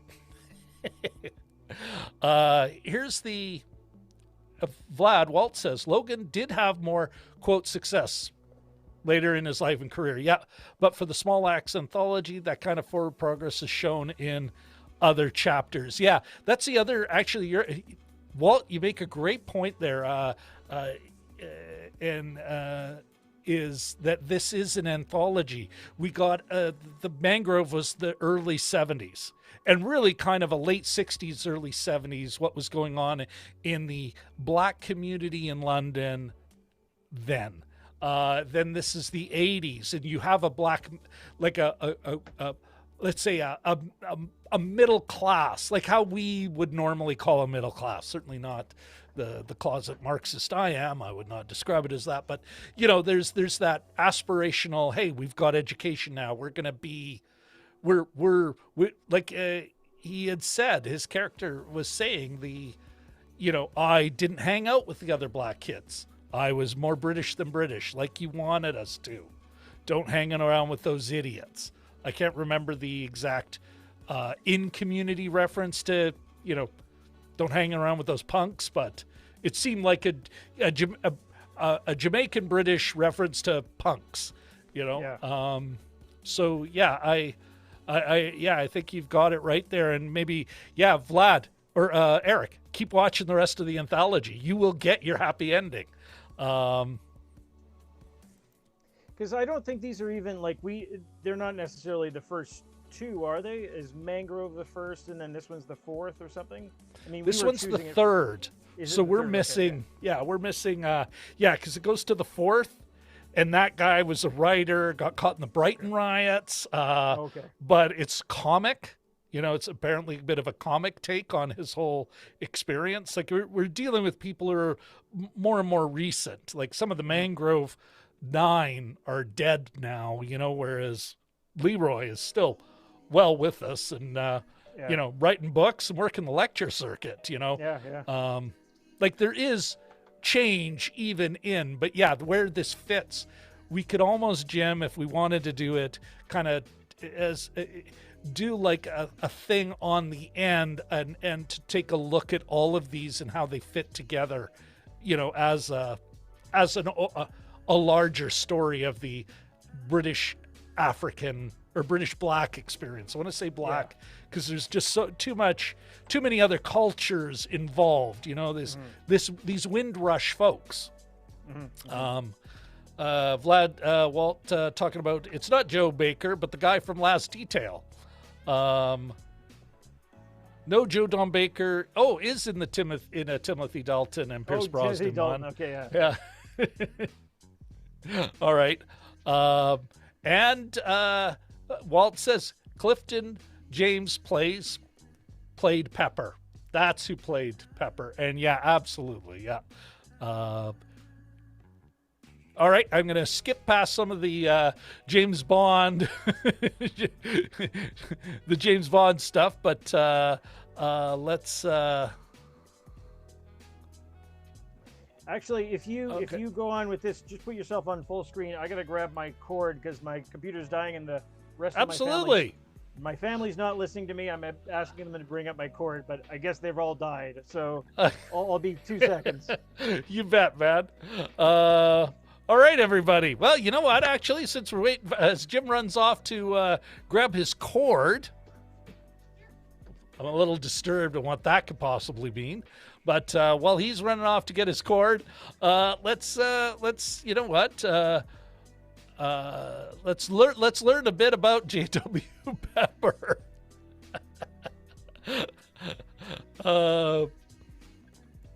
Whereas Eric says, nothing against the actor, just the character is the most baffling thing ever to appear in the Bond franchise. You're absolutely right. Walt, agree on Pepper. Really bought him vacationing in Asia in Golden Guy. Oh, this is hilarious. All right, folks. You know what? While Jim is taking a break, I do want to bring up, this is a perfect opportunity for me to plug some more nonsense. So next week's show, Sunday, it's already talked about. Jim and I will get into it a bit more. But I did want to remind you folks that come, here, let's see if I can't tilt a little so you can still see it. So if you remember correctly, back a few weeks ago, we did a show with one of our wonderful collaborators, Cody Brockup from the Brockup side, on the Golden Globes Awards. We made some predictions on who will win, and I'll make sure I'll pin that show in the when I do the final comments thing. But here's the thing. We are going to look at our predictions. What we'll do is not on the Sunday night. We've got our show selected for that. But we will be doing with Cody on Monday night on March 1st. We're gonna go over we're gonna come up with some more hot takes on how the actual 78th Golden Globe Awards played out. And we're going to take a look at every one of our ding dong predictions, and we're gonna generate some more hot takes. So if you want, check out our nonsense from a couple of weeks ago. That I'll make sure there's a link to that live stream. Or of course, you could just go to my channel and make some time. Put a pin in next Monday evening when we'll be doing a live stream with Cody again, talking about this nonsense, because I think it's going to be great. I think all the usual awards nonsense, and the Golden Globes is so ripe for commentary, post-event commentary, like a sporting event. All right, Mr. Chaboyko's back. I'm back. All right, my friend. Let us. I think then it's time. I think it's time to get into the meaning of it all. I'm gonna, maybe it's not a hot take, but it's certainly I'm putting this out there, Jim. I do think that this is a subtle critique of this idea that, you just have to be like them and they'll accept you. That aspirational, that individualist approach, we just got to get you in there and it'll be different. And I'm here to change things from the inside and all that. And it's one of those things where you see the pushback and it's system wide. And I think that it's at his moment where he's like, I am just one guy. Like, he has his almost deep night of the soul, and then it just gets worse, actually. Like, he's not coming back like a classic hero where he's going to go. He's more thinking, I got to burn this thing down. Not in a violent way. Like I said, he had a remarkable life afterwards. But I think there's a subtle critique of that, he's got to rethink what he's doing here. And I think that's a great kind of take on, and I'm sure, the whole idea of, mind you, at the same time, also a bit of pushback on the whole coconut Oreo thing. Education is not a bad thing. Trying to make a better life is not a terrible thing. But at the same time, there's if the system keeps telling you to off, you got to be prepared. You working with it isn't necessarily the Letitia Wright character of 10 years previous would have been, what are you doing? You got to, much like he did, set up basically a union outside the union, to protect black policemen's interests. I think that was part of what's subtly going on here. I think also, yeah, some of it is just, it's more of, and I don't mean that, it is more of the same in that, you know, yeah, you can hire some black officers or women officers but you really, if you're not at the top pushing the culture, if it's just, well, sink or swim, buddy, that local commander is going to be, yeah, I don't care what the big guys downtown think. You know, everything's fair here. Yeah, I mean, I'm your new authority. Your hard-ass father has trained you well for me. You're dismissed. What? So there's my initial hot takes on it. What are you thinking there? Well, I mean, you could probably, and I hadn't even thought of it until now, but you could also probably change that to maybe a critique of the movie where there is a subtle critique of the types of movies where there are big changes, you know, and the seeds are sort of laid out early. I think the aunt says to him, or one of his relatives say to him, "This is a long game." I'm paraphrasing wildly, but they say, you know, you're in this for the whole. Yes. It's not going to be immediate. It's not going to be short. You know, you got to be the in draw this moment and genuinely, you know, be in it for a long time. So yeah, I hadn't really sort of thought about this. Now, it's almost like you know, it's sort of, these types of movies always sort of remind me of like a Serpico thing, and that's where, you know, except he doesn't get shot in the face. I mean, he got left alone, right? He gets left alone, and I've seen that in Law and Order. And Serpico was a corrupt cop, wasn't he? Like he was, and he dimed out his. I think he maybe, I mean, it might be his telling, and I did watch it within the last 5 years. I think he tried to be clean, and it sort of wasn't working, and they weren't listening to him, so he just said, screw it. Like they, you know, you sort of have to accept the envelope, and he just, you know, he resisted as much as he could until he just said, I'm done with this. But, so it doesn't hit those Serpico-like heights, you know, with the starting off with him being shot and taken to the hospital. But, you know, so it's in that way too, it's still subtle, but yeah, just the seeds are there for this to be a long game for him. Even, and I was thinking this too, I think I wrote it down in my notes, is that in that early locker room scene where he's running with his friend, his white cop friend, who says you should come out. Who's saying you should, this is a great job. Yeah. As only a white guy who's going, this is awesome, and you'd be great. Well, because I don't see this racism. It's not my experience. I don't see color. He said, you know, for your people, you're well-spoken. You present well. Like he has these compliments that we now recognize are kind of backhanded. And you know, so the seeds are set anyway. That even the ones that he sees God's as his allies, friends. or not even allies, friends. Yeah. You know? Yeah. So I think that's something the movie did really well, and I would imagine has to be intentional.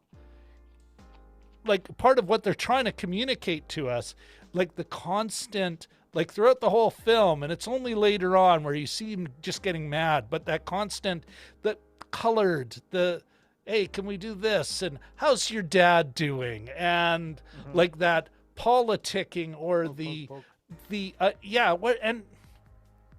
the meaning, like I do think I don't think that we're not being told, and I totally believe that he was as good a cop as the movie's telling us he was coming out of the academy. And I do think those guys thought he was great.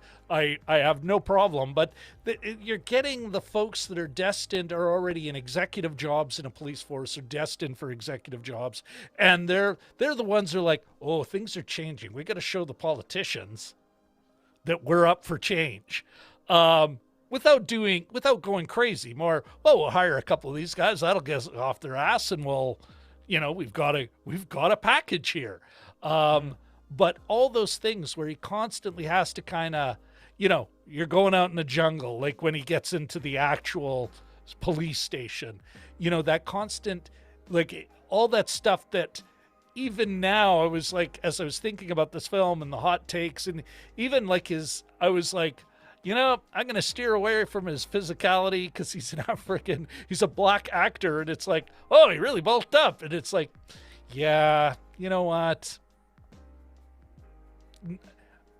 It's yet another thing that, the African-American and, a black Canadian and black British actors are forever judged on their raw physicality. Yeah. When it's like, and it's yet another poke, right?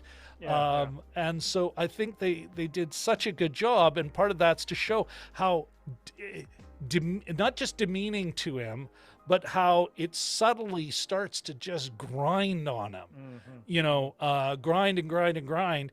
And even as he, and I, not to knock him as a man or as this character, but even as he puts up with it, because he's got this long goal in hand, it only actually gets worse.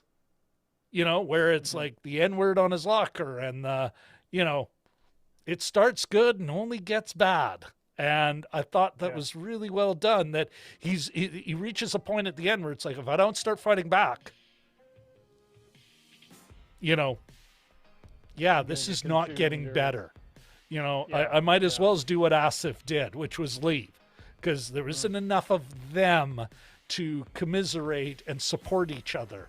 Like he lost the one buddy who knew exactly, he saw what he was going through, didn't act in solidarity in the moment.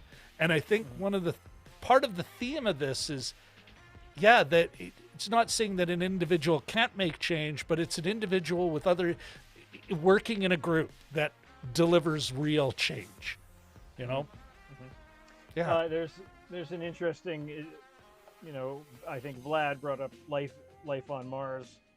Yes. And there was a neat exchange that I quoted. It came back at me as a Facebook post. You have those memories of Facebook or whatever. And the one character, the whole thing about that show is that a character from nowadays goes back in time and lands in 1970s England. Don't ask why, and I can't remember. And there was an American version for it as well. Yes, if memory serves. And it was sort of an opportunity to have that culture clash. And so the character from the present, the main character played by what's his face? I was going to say John Hamm, but that's not it. Anyway, the guy who played the Master on Doctor Who. Anyway, he said to his chief, he says, "You're just a bloated, bacon-eating, over-caffeinated, homophobic, misogynist, horrible police officer." And the guy says to him, "You say that like it's a bad thing," And that's sort of like the comedic take on what these guys were. But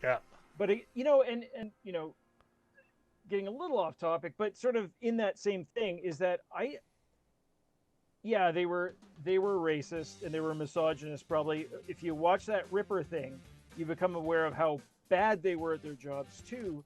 And it wasn't just that they turned their noses up at people of color. They turned their noses up at poor people, and they turned their noses up at deindustrializing England, where nobody had any jobs in the 70s. They turned their noses up at people with Irish people, with women with too many children, and it was it was almost like everybody but cops, Yeah. And so there were equal opportunity haters, maybe in varying degrees with other groups out there, but man, just not nothing you'd want to emulate today, I don't think. Yeah. Well, look at, and we see a little hint of that. There's the scene at the beginning, or early in the film. Kenneth Logan he's getting beaten out in the street. And there's a couple things that come from that. First of all, the vendor is running over there, just a working class vendor of chips out of a chip truck, and going over there, and another guy holding him back because it's like, we will not win this. We're slightly above them, but not enough that they'll go, oh, we better stop. We'll just be pounded into the pavement with them. Yeah. and I both white, by the way. They were both, and they this wanted is to not help to him make out. some there was good white people in this film.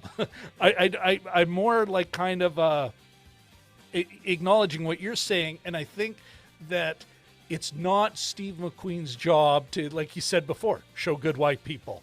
But I think Steve McQueen is, in that moment, acknowledging that these guys were, they're maybe not equal opportunity criminals, but that they were all, they're all like everyone who did not have automatic pull could be at the shitty end of a beating from these assholes. Yeah. And that's an excellent point, Jim. I'm wondering if also it is, now mind reading, McQueen mind reading, right? Is there though an opportunity? I might have to circle back to this, but I'm kind of wondering, what you're talking about there. It's interesting in Kenneth's narrative, like in the film, but also we've seen it here in North America, that willingness to, and it was really clear that whole, they're playing the long game. Like, because what I found interesting was Leroy, John Boyega, is saying they're playing the long game, which means the police. They're like, here, we'll pay you off, but hey, we're hiring some more black people. They're playing the long game. Just take the hit. Later on, he's like, did I give my bad advice? Because he's having a memory of that as he's at his lowest point. Because his dad's in the bathroom going, how much of this shit do I have to eat? I want my day in court. Yeah. And everyone's telling me. But even the lawyer is basically the solicitor. Like everyone part of the system's like, yeah, you don't have to worry. They've dropped the charges and they would have lost anyway. And it's like, you never once listened to your client. It was always tentative. It was, this guy was doing a deal because he's all part of the same system, protecting each other. Yeah. And the point, I am getting to a point, I swear to God. Oh, that's good. The point here is, this is they kind of hint at it there. What actually happens in Leroy's life, he's getting paid off. How much police forces are like, can we just pay you to go away? We're not going to change anything. And that's how you get such terrible police. That's how these guys are so bad, because it really is offloading the costs. So let's say two individual criminal police. Like, you don't get to beat up the citizenry. That's a crime. That's not, he lost his temper and we got to make a bunch of excuses. They committed a crime. And instead of getting them out of the force, they go, we'd rather cut a check so we don't have to deal with their crap. Well, that's a communication. Everyone's saying, whatever. Give us the stats we need to justify our budget. And heck, we'll put in a 10% pad, so every now and then we got to pay someone off who you idiots beat up. And I think that's kind of in there as well. And so I think that's what is so great about the end moment, where he's saying, even as his dad, rightfully so, is saying, I got to accept and support you. You are my son.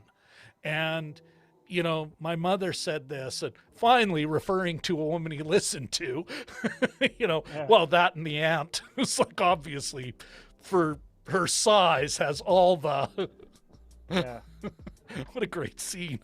Yeah. But is she, or is he's saying, I got to support you. You are my son. Well, he's saying it's like, you know what? Maybe it's just the long run game is breaking things, like legally. It's not, again, he's not ending up being a revolutionary. This isn't the Black Panthers. It's it's a different kind of change, but there is a moment where I think that's the whole point of it. It's like, you play their game, you accept their rules, Yeah. No, it's and it's only getting worse too, right? You have millions millions of dollars, especially in the States, being paid out. You know, in Canada, we're not absolved of that either. So Yeah. Well, that's you know. yeah. I think if we're gonna, we gotta look at our own backyard. Yeah. Should be native. Like, oh my God. Jim, I think we brief interruption. Look at who walked in. Look who walked in. Shashank. But the best part is, because we do have the best chat on the internet. Walt Shank. It is Eric Shashank. I love it. Shank's a pretty good nickname. That is an awesome nickname. Yeah. Maybe, not around if we're talking about some prison movie or something. Yo, it's Shank. Although it's got a great Shaft kind of mouthfeel to it, eh? Yes.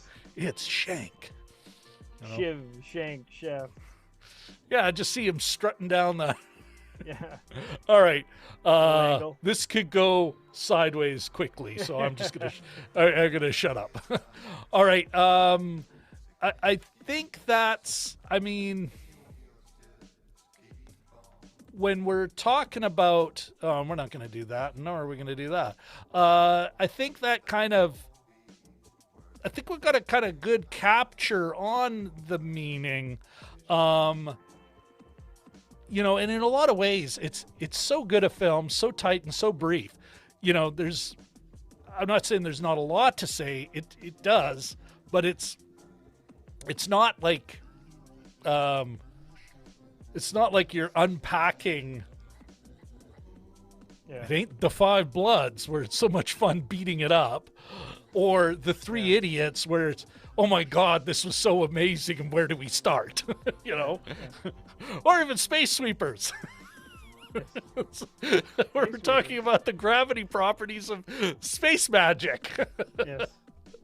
But what I think before we get into final thoughts and whether or not we thought Mr. McQueen accomplished what he set out to accomplish, whether he passed or failed, why don't we, Jim? Why don't we take a moment and why don't you tell us what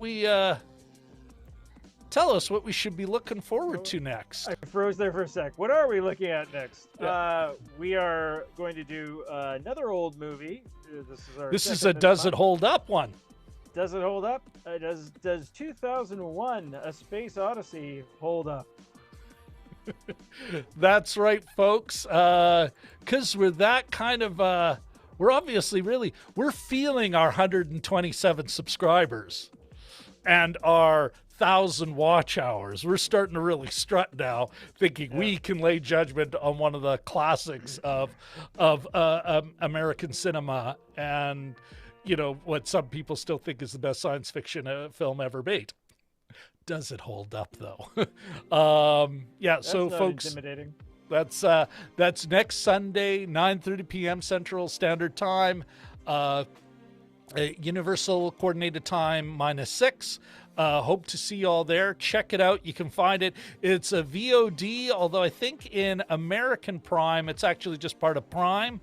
But you can find it on VOD just about everywhere. So check it out. And we will be back here next week to unpack that monster, which I think will give us a lot more to chew on. And, yes? There's a Winnipeg connection. If the voice of Hal Shut 9000 sounds familiar, it's the voice of Winnipeg-born actor Douglas Rain. So if you hear him saying, holy jeez, I can't keep the doors open. No, I'm just kidding. But if you sense something in the timbre of the voice, and that sounds familiar, it may be just from listening to me and Rob and I, and Douglas Rain's from Winnipeg. He just passed. I think he hit 90 or something, but he passed just a couple of years ago. Yeah, I did not know that. That is a great. That's awesome. Yeah. And we'll have to dig up some more on that before the show next week. I'll see if I can't find his picture and everything. That's super cool, man. Yeah. Is that Jim? Is that something you ever wrote on, like for The Beaver or?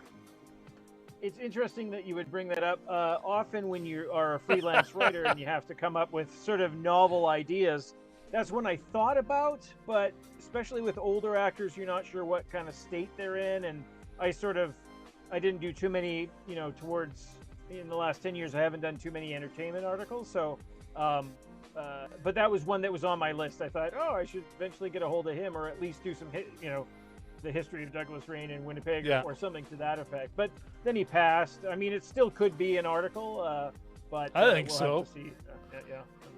Perhaps for a video talk show. Yes. Yeah. That you may be involved in without being aware of it, apparently. Yes. There's many ways this piece of interesting lore could be delivered, Yes. for later syndication to other outlets. There we go. Okay. All right. Let's get back to our agenda, and you know what? Let's make some quick work of the director pass or fail. Jim, you wanna give us a hot take on whether or not Steve McQueen passes here? Did he deliver? He did okay, young man, Steve McQueen. It's a good one. He's and I'm fully intending on watching the next three. Yeah, it's interesting to see a director take on this kind of work. He got a great writing team behind him. Like that he developed this whole thing as a project, but everything's treated. It all feels like a movie. You could see this. Like it's like HBO level, feature length stuff. We may need a better superlative other than, yes, he passed. Check. But I think it's interesting to see a director with the kind of confidence that he can deliver something like this, Jim. You have to have confidence to allow the silence, allow the moments, allow everything to breathe, to say, no, just keep rolling. We're in no rush here. Like that takes, that's where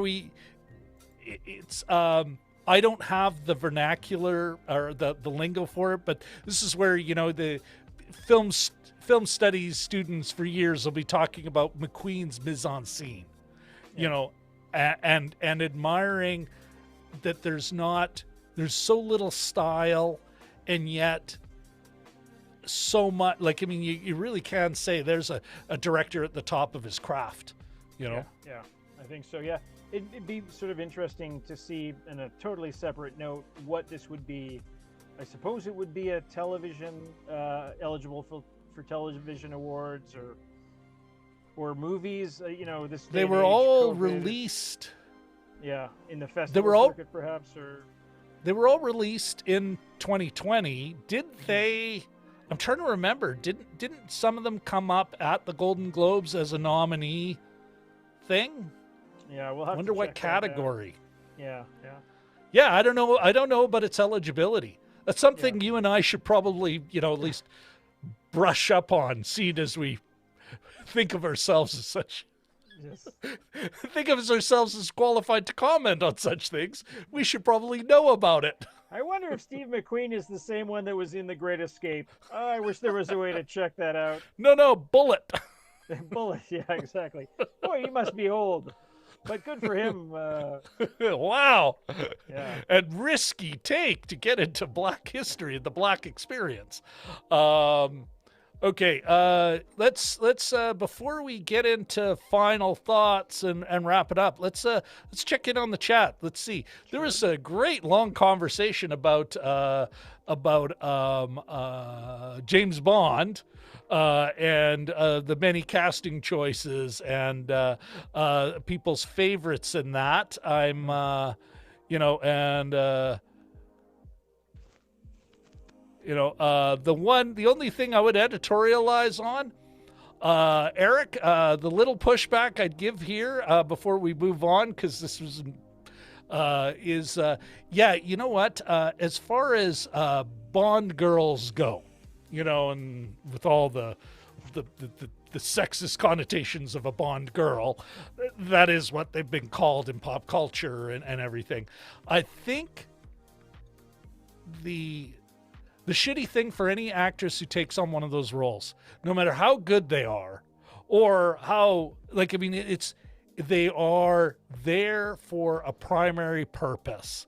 And I think, like, Denise Richards is a perfect example of, you know, it's like, well, you almost got to look at the quality of the film that she was in. You know, as opposed to judging her as a Bond girl, it's like, well, this actor was hired for this role in this film that was pretty mediocre. And it's so hard for those characters, like for an actor in one of those roles to rise above it, because that is not what the role is designed for. The role is designed to be looked at. And I think Sophie Marceau came a little later, where they're trying to up the, hey, we're not as misogynist as you think we are. Look, we have Sophie Marceau here. You know, like almost hiring her for her credibility. But yeah, for us, it's one of the reasons, actually, Jim, I think you'd agree with me. One of the reasons we talk about performance as opposed to the actor.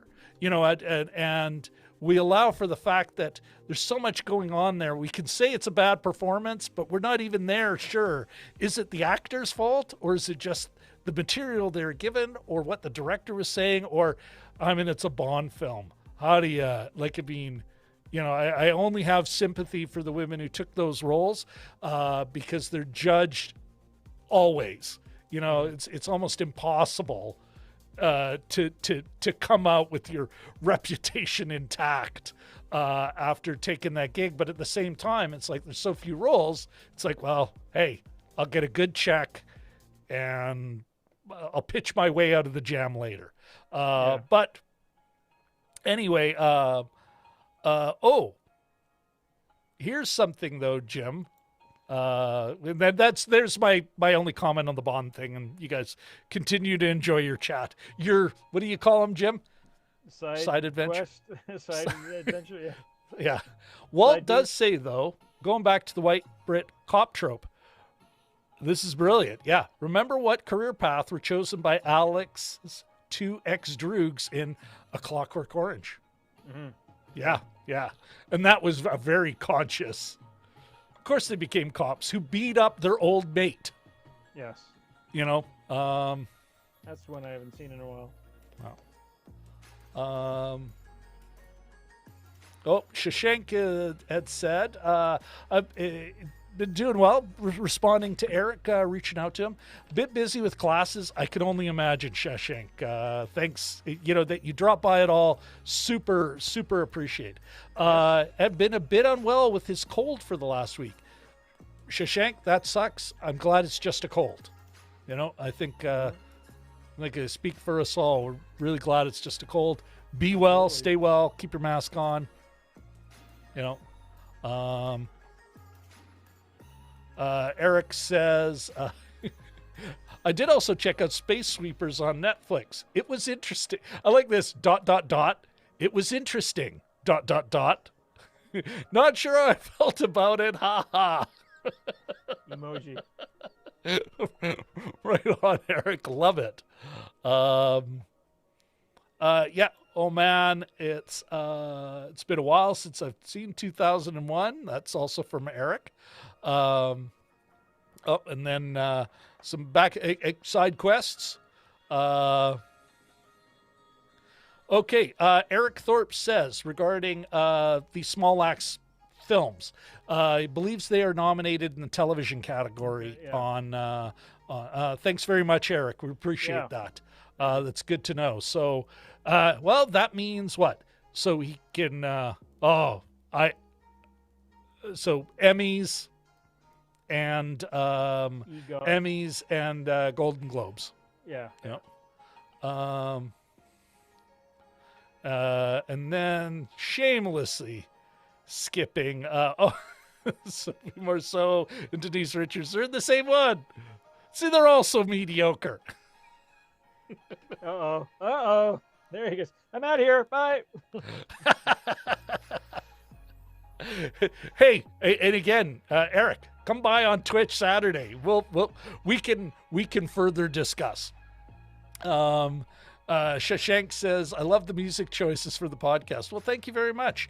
Epidemic Sound, if you ever want to subscribe, there is an affiliate link in the description because Rob's all about the affiliate link. Yeah. Shashank, I will answer this before we wrap up on YouTube Shorts. But we're just. I did want to get Jim's.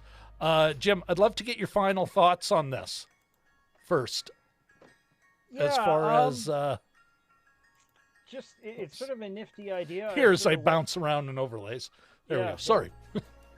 I sort of wonder if this idea, this style is going to catch on. I'm not even sure how you would necessarily define it. I mean, it's 5 movies of the length that they choose, not easily, I guess we're away from the days of normal network TV and more into streaming. So that's fine. It's kind of fun. It feels, they're not constrained by a certain length of time or a subject matter. So it sort of feels freewheeling at this point. But I'm really digging them. I think they're really interesting, very low key and not hysterical, like in that sort of the overly dramatic sense. But the 2 movies out of the 5 that we've watched have been great.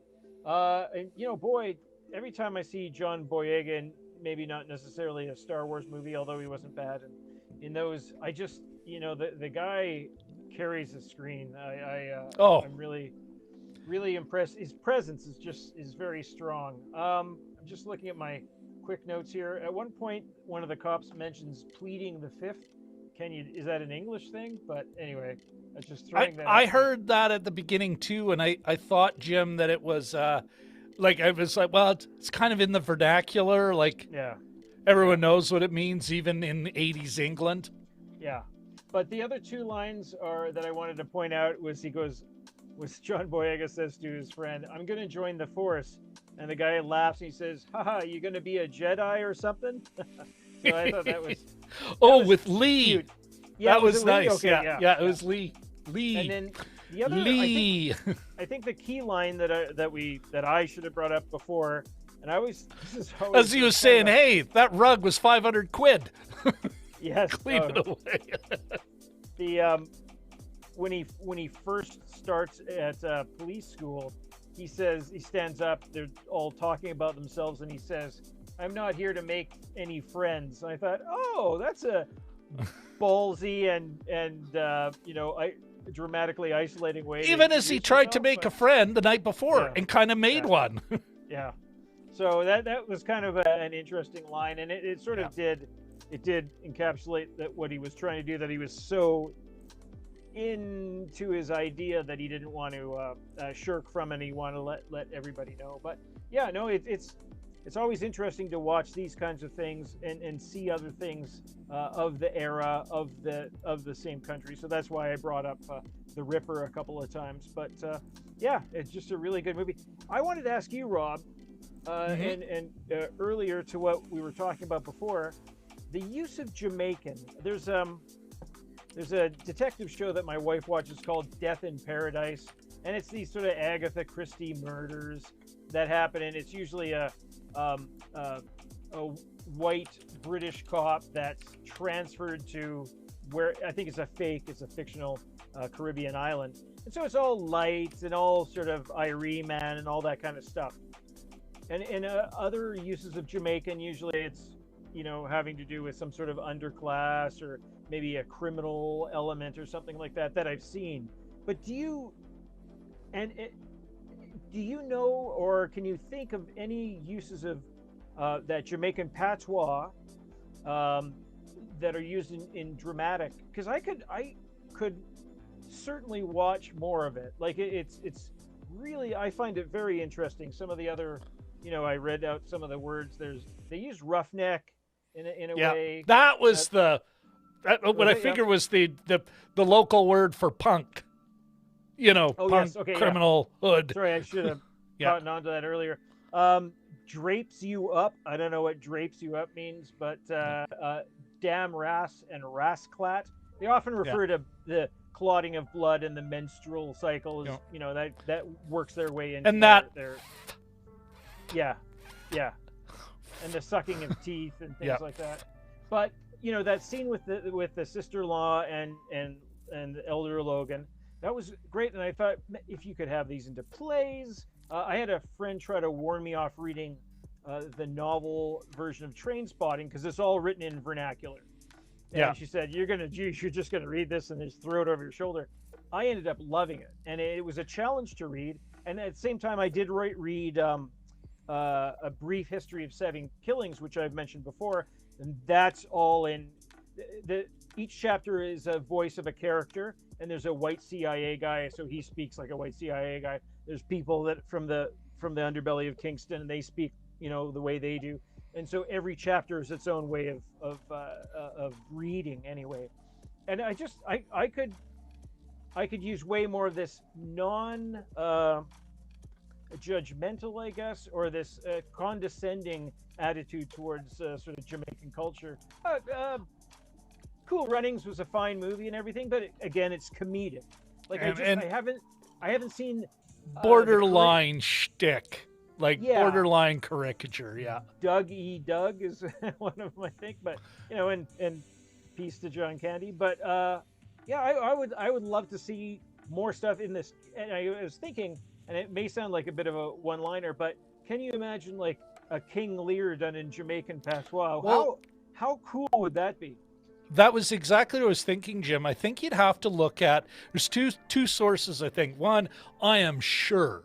That Shakespeare, someone has done it multiple times, and I wouldn't even be surprised if it's like in a short film version or something. Maybe a little digging, unless people know of it in the chat. We'd love to hear from you. Another thing I'm thinking about, Jim, is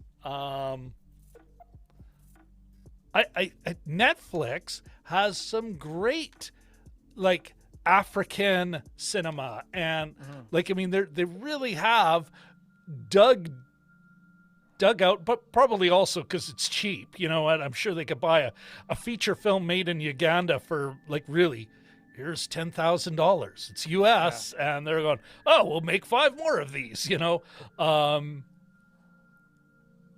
I'm not making fun. That there is a new African, Central African cinema, and they're making a ton of bonkers films for nothing, and I think something really exciting's happening there. That said, I wouldn't be surprised if it's the same thing.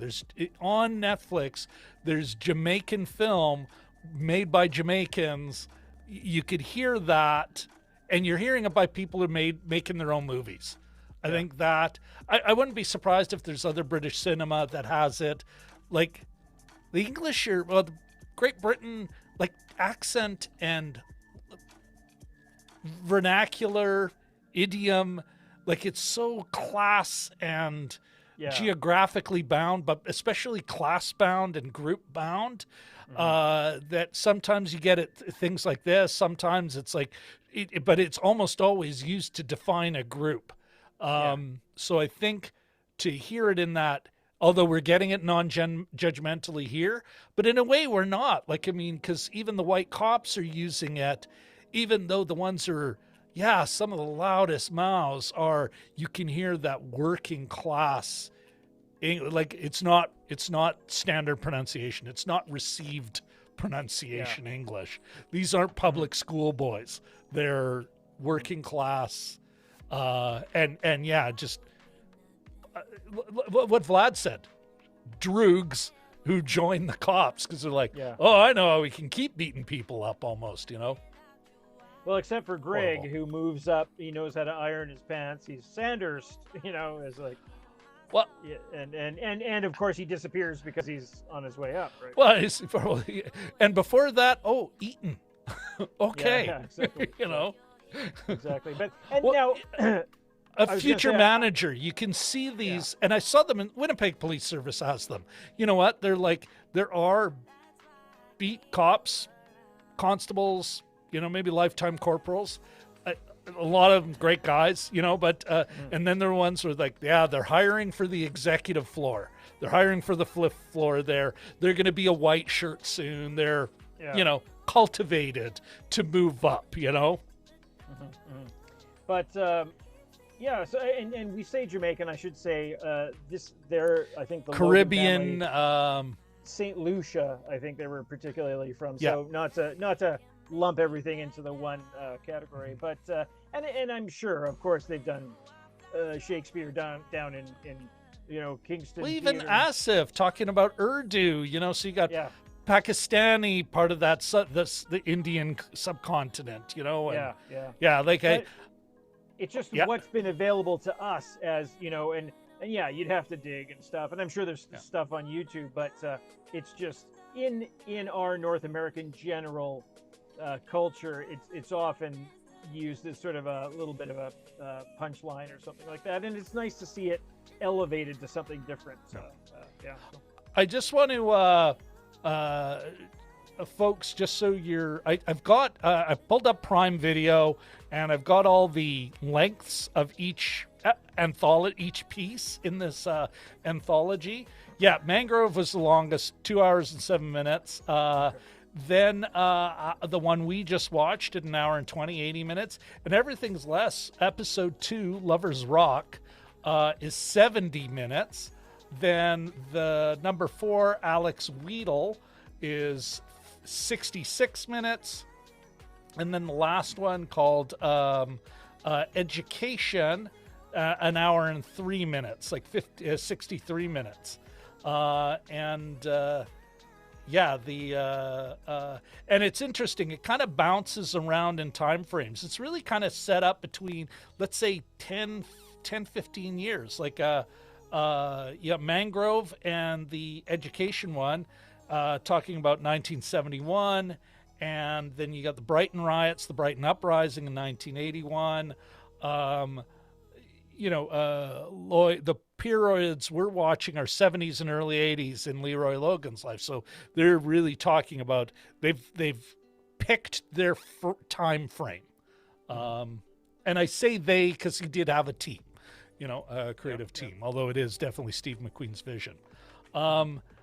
You know what, Jim, as far as my own thoughts on it, it is fun. And we've talked about this before. It's similar to what we enjoyed about Space Sweepers, some of the other foreign film we've watched, is, even John Boyega, we're not so used to him that we're kind of going, oh, he does that. We're not seeing the actor's bag of tricks. We're seeing them fresh, so we get to just let them be the character.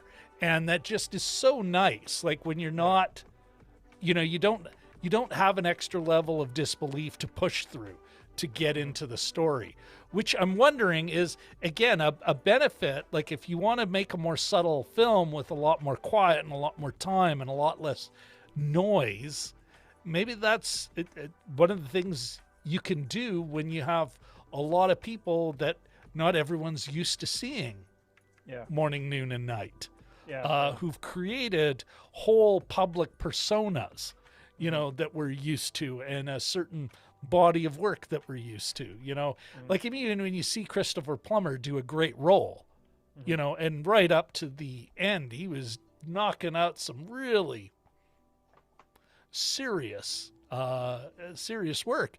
you're still kind of knowing, oh, that's Christopher Plummer. We're in for a treat. Yeah. And that's not you being in the movie. Yeah. Oh. Or they try to pass him off as a secondary, like just as a bystander. You're like, no, he'll come up later. The old Law and Order trick, Yeah. Yeah. Like, wait, Yeah, Gilbert... a brief meeting at a society dinner. Wait a sec. Gilbert Gottfried is the taxi driver. He's gonna come up later, or whatever. Yeah, no, you're absolutely right.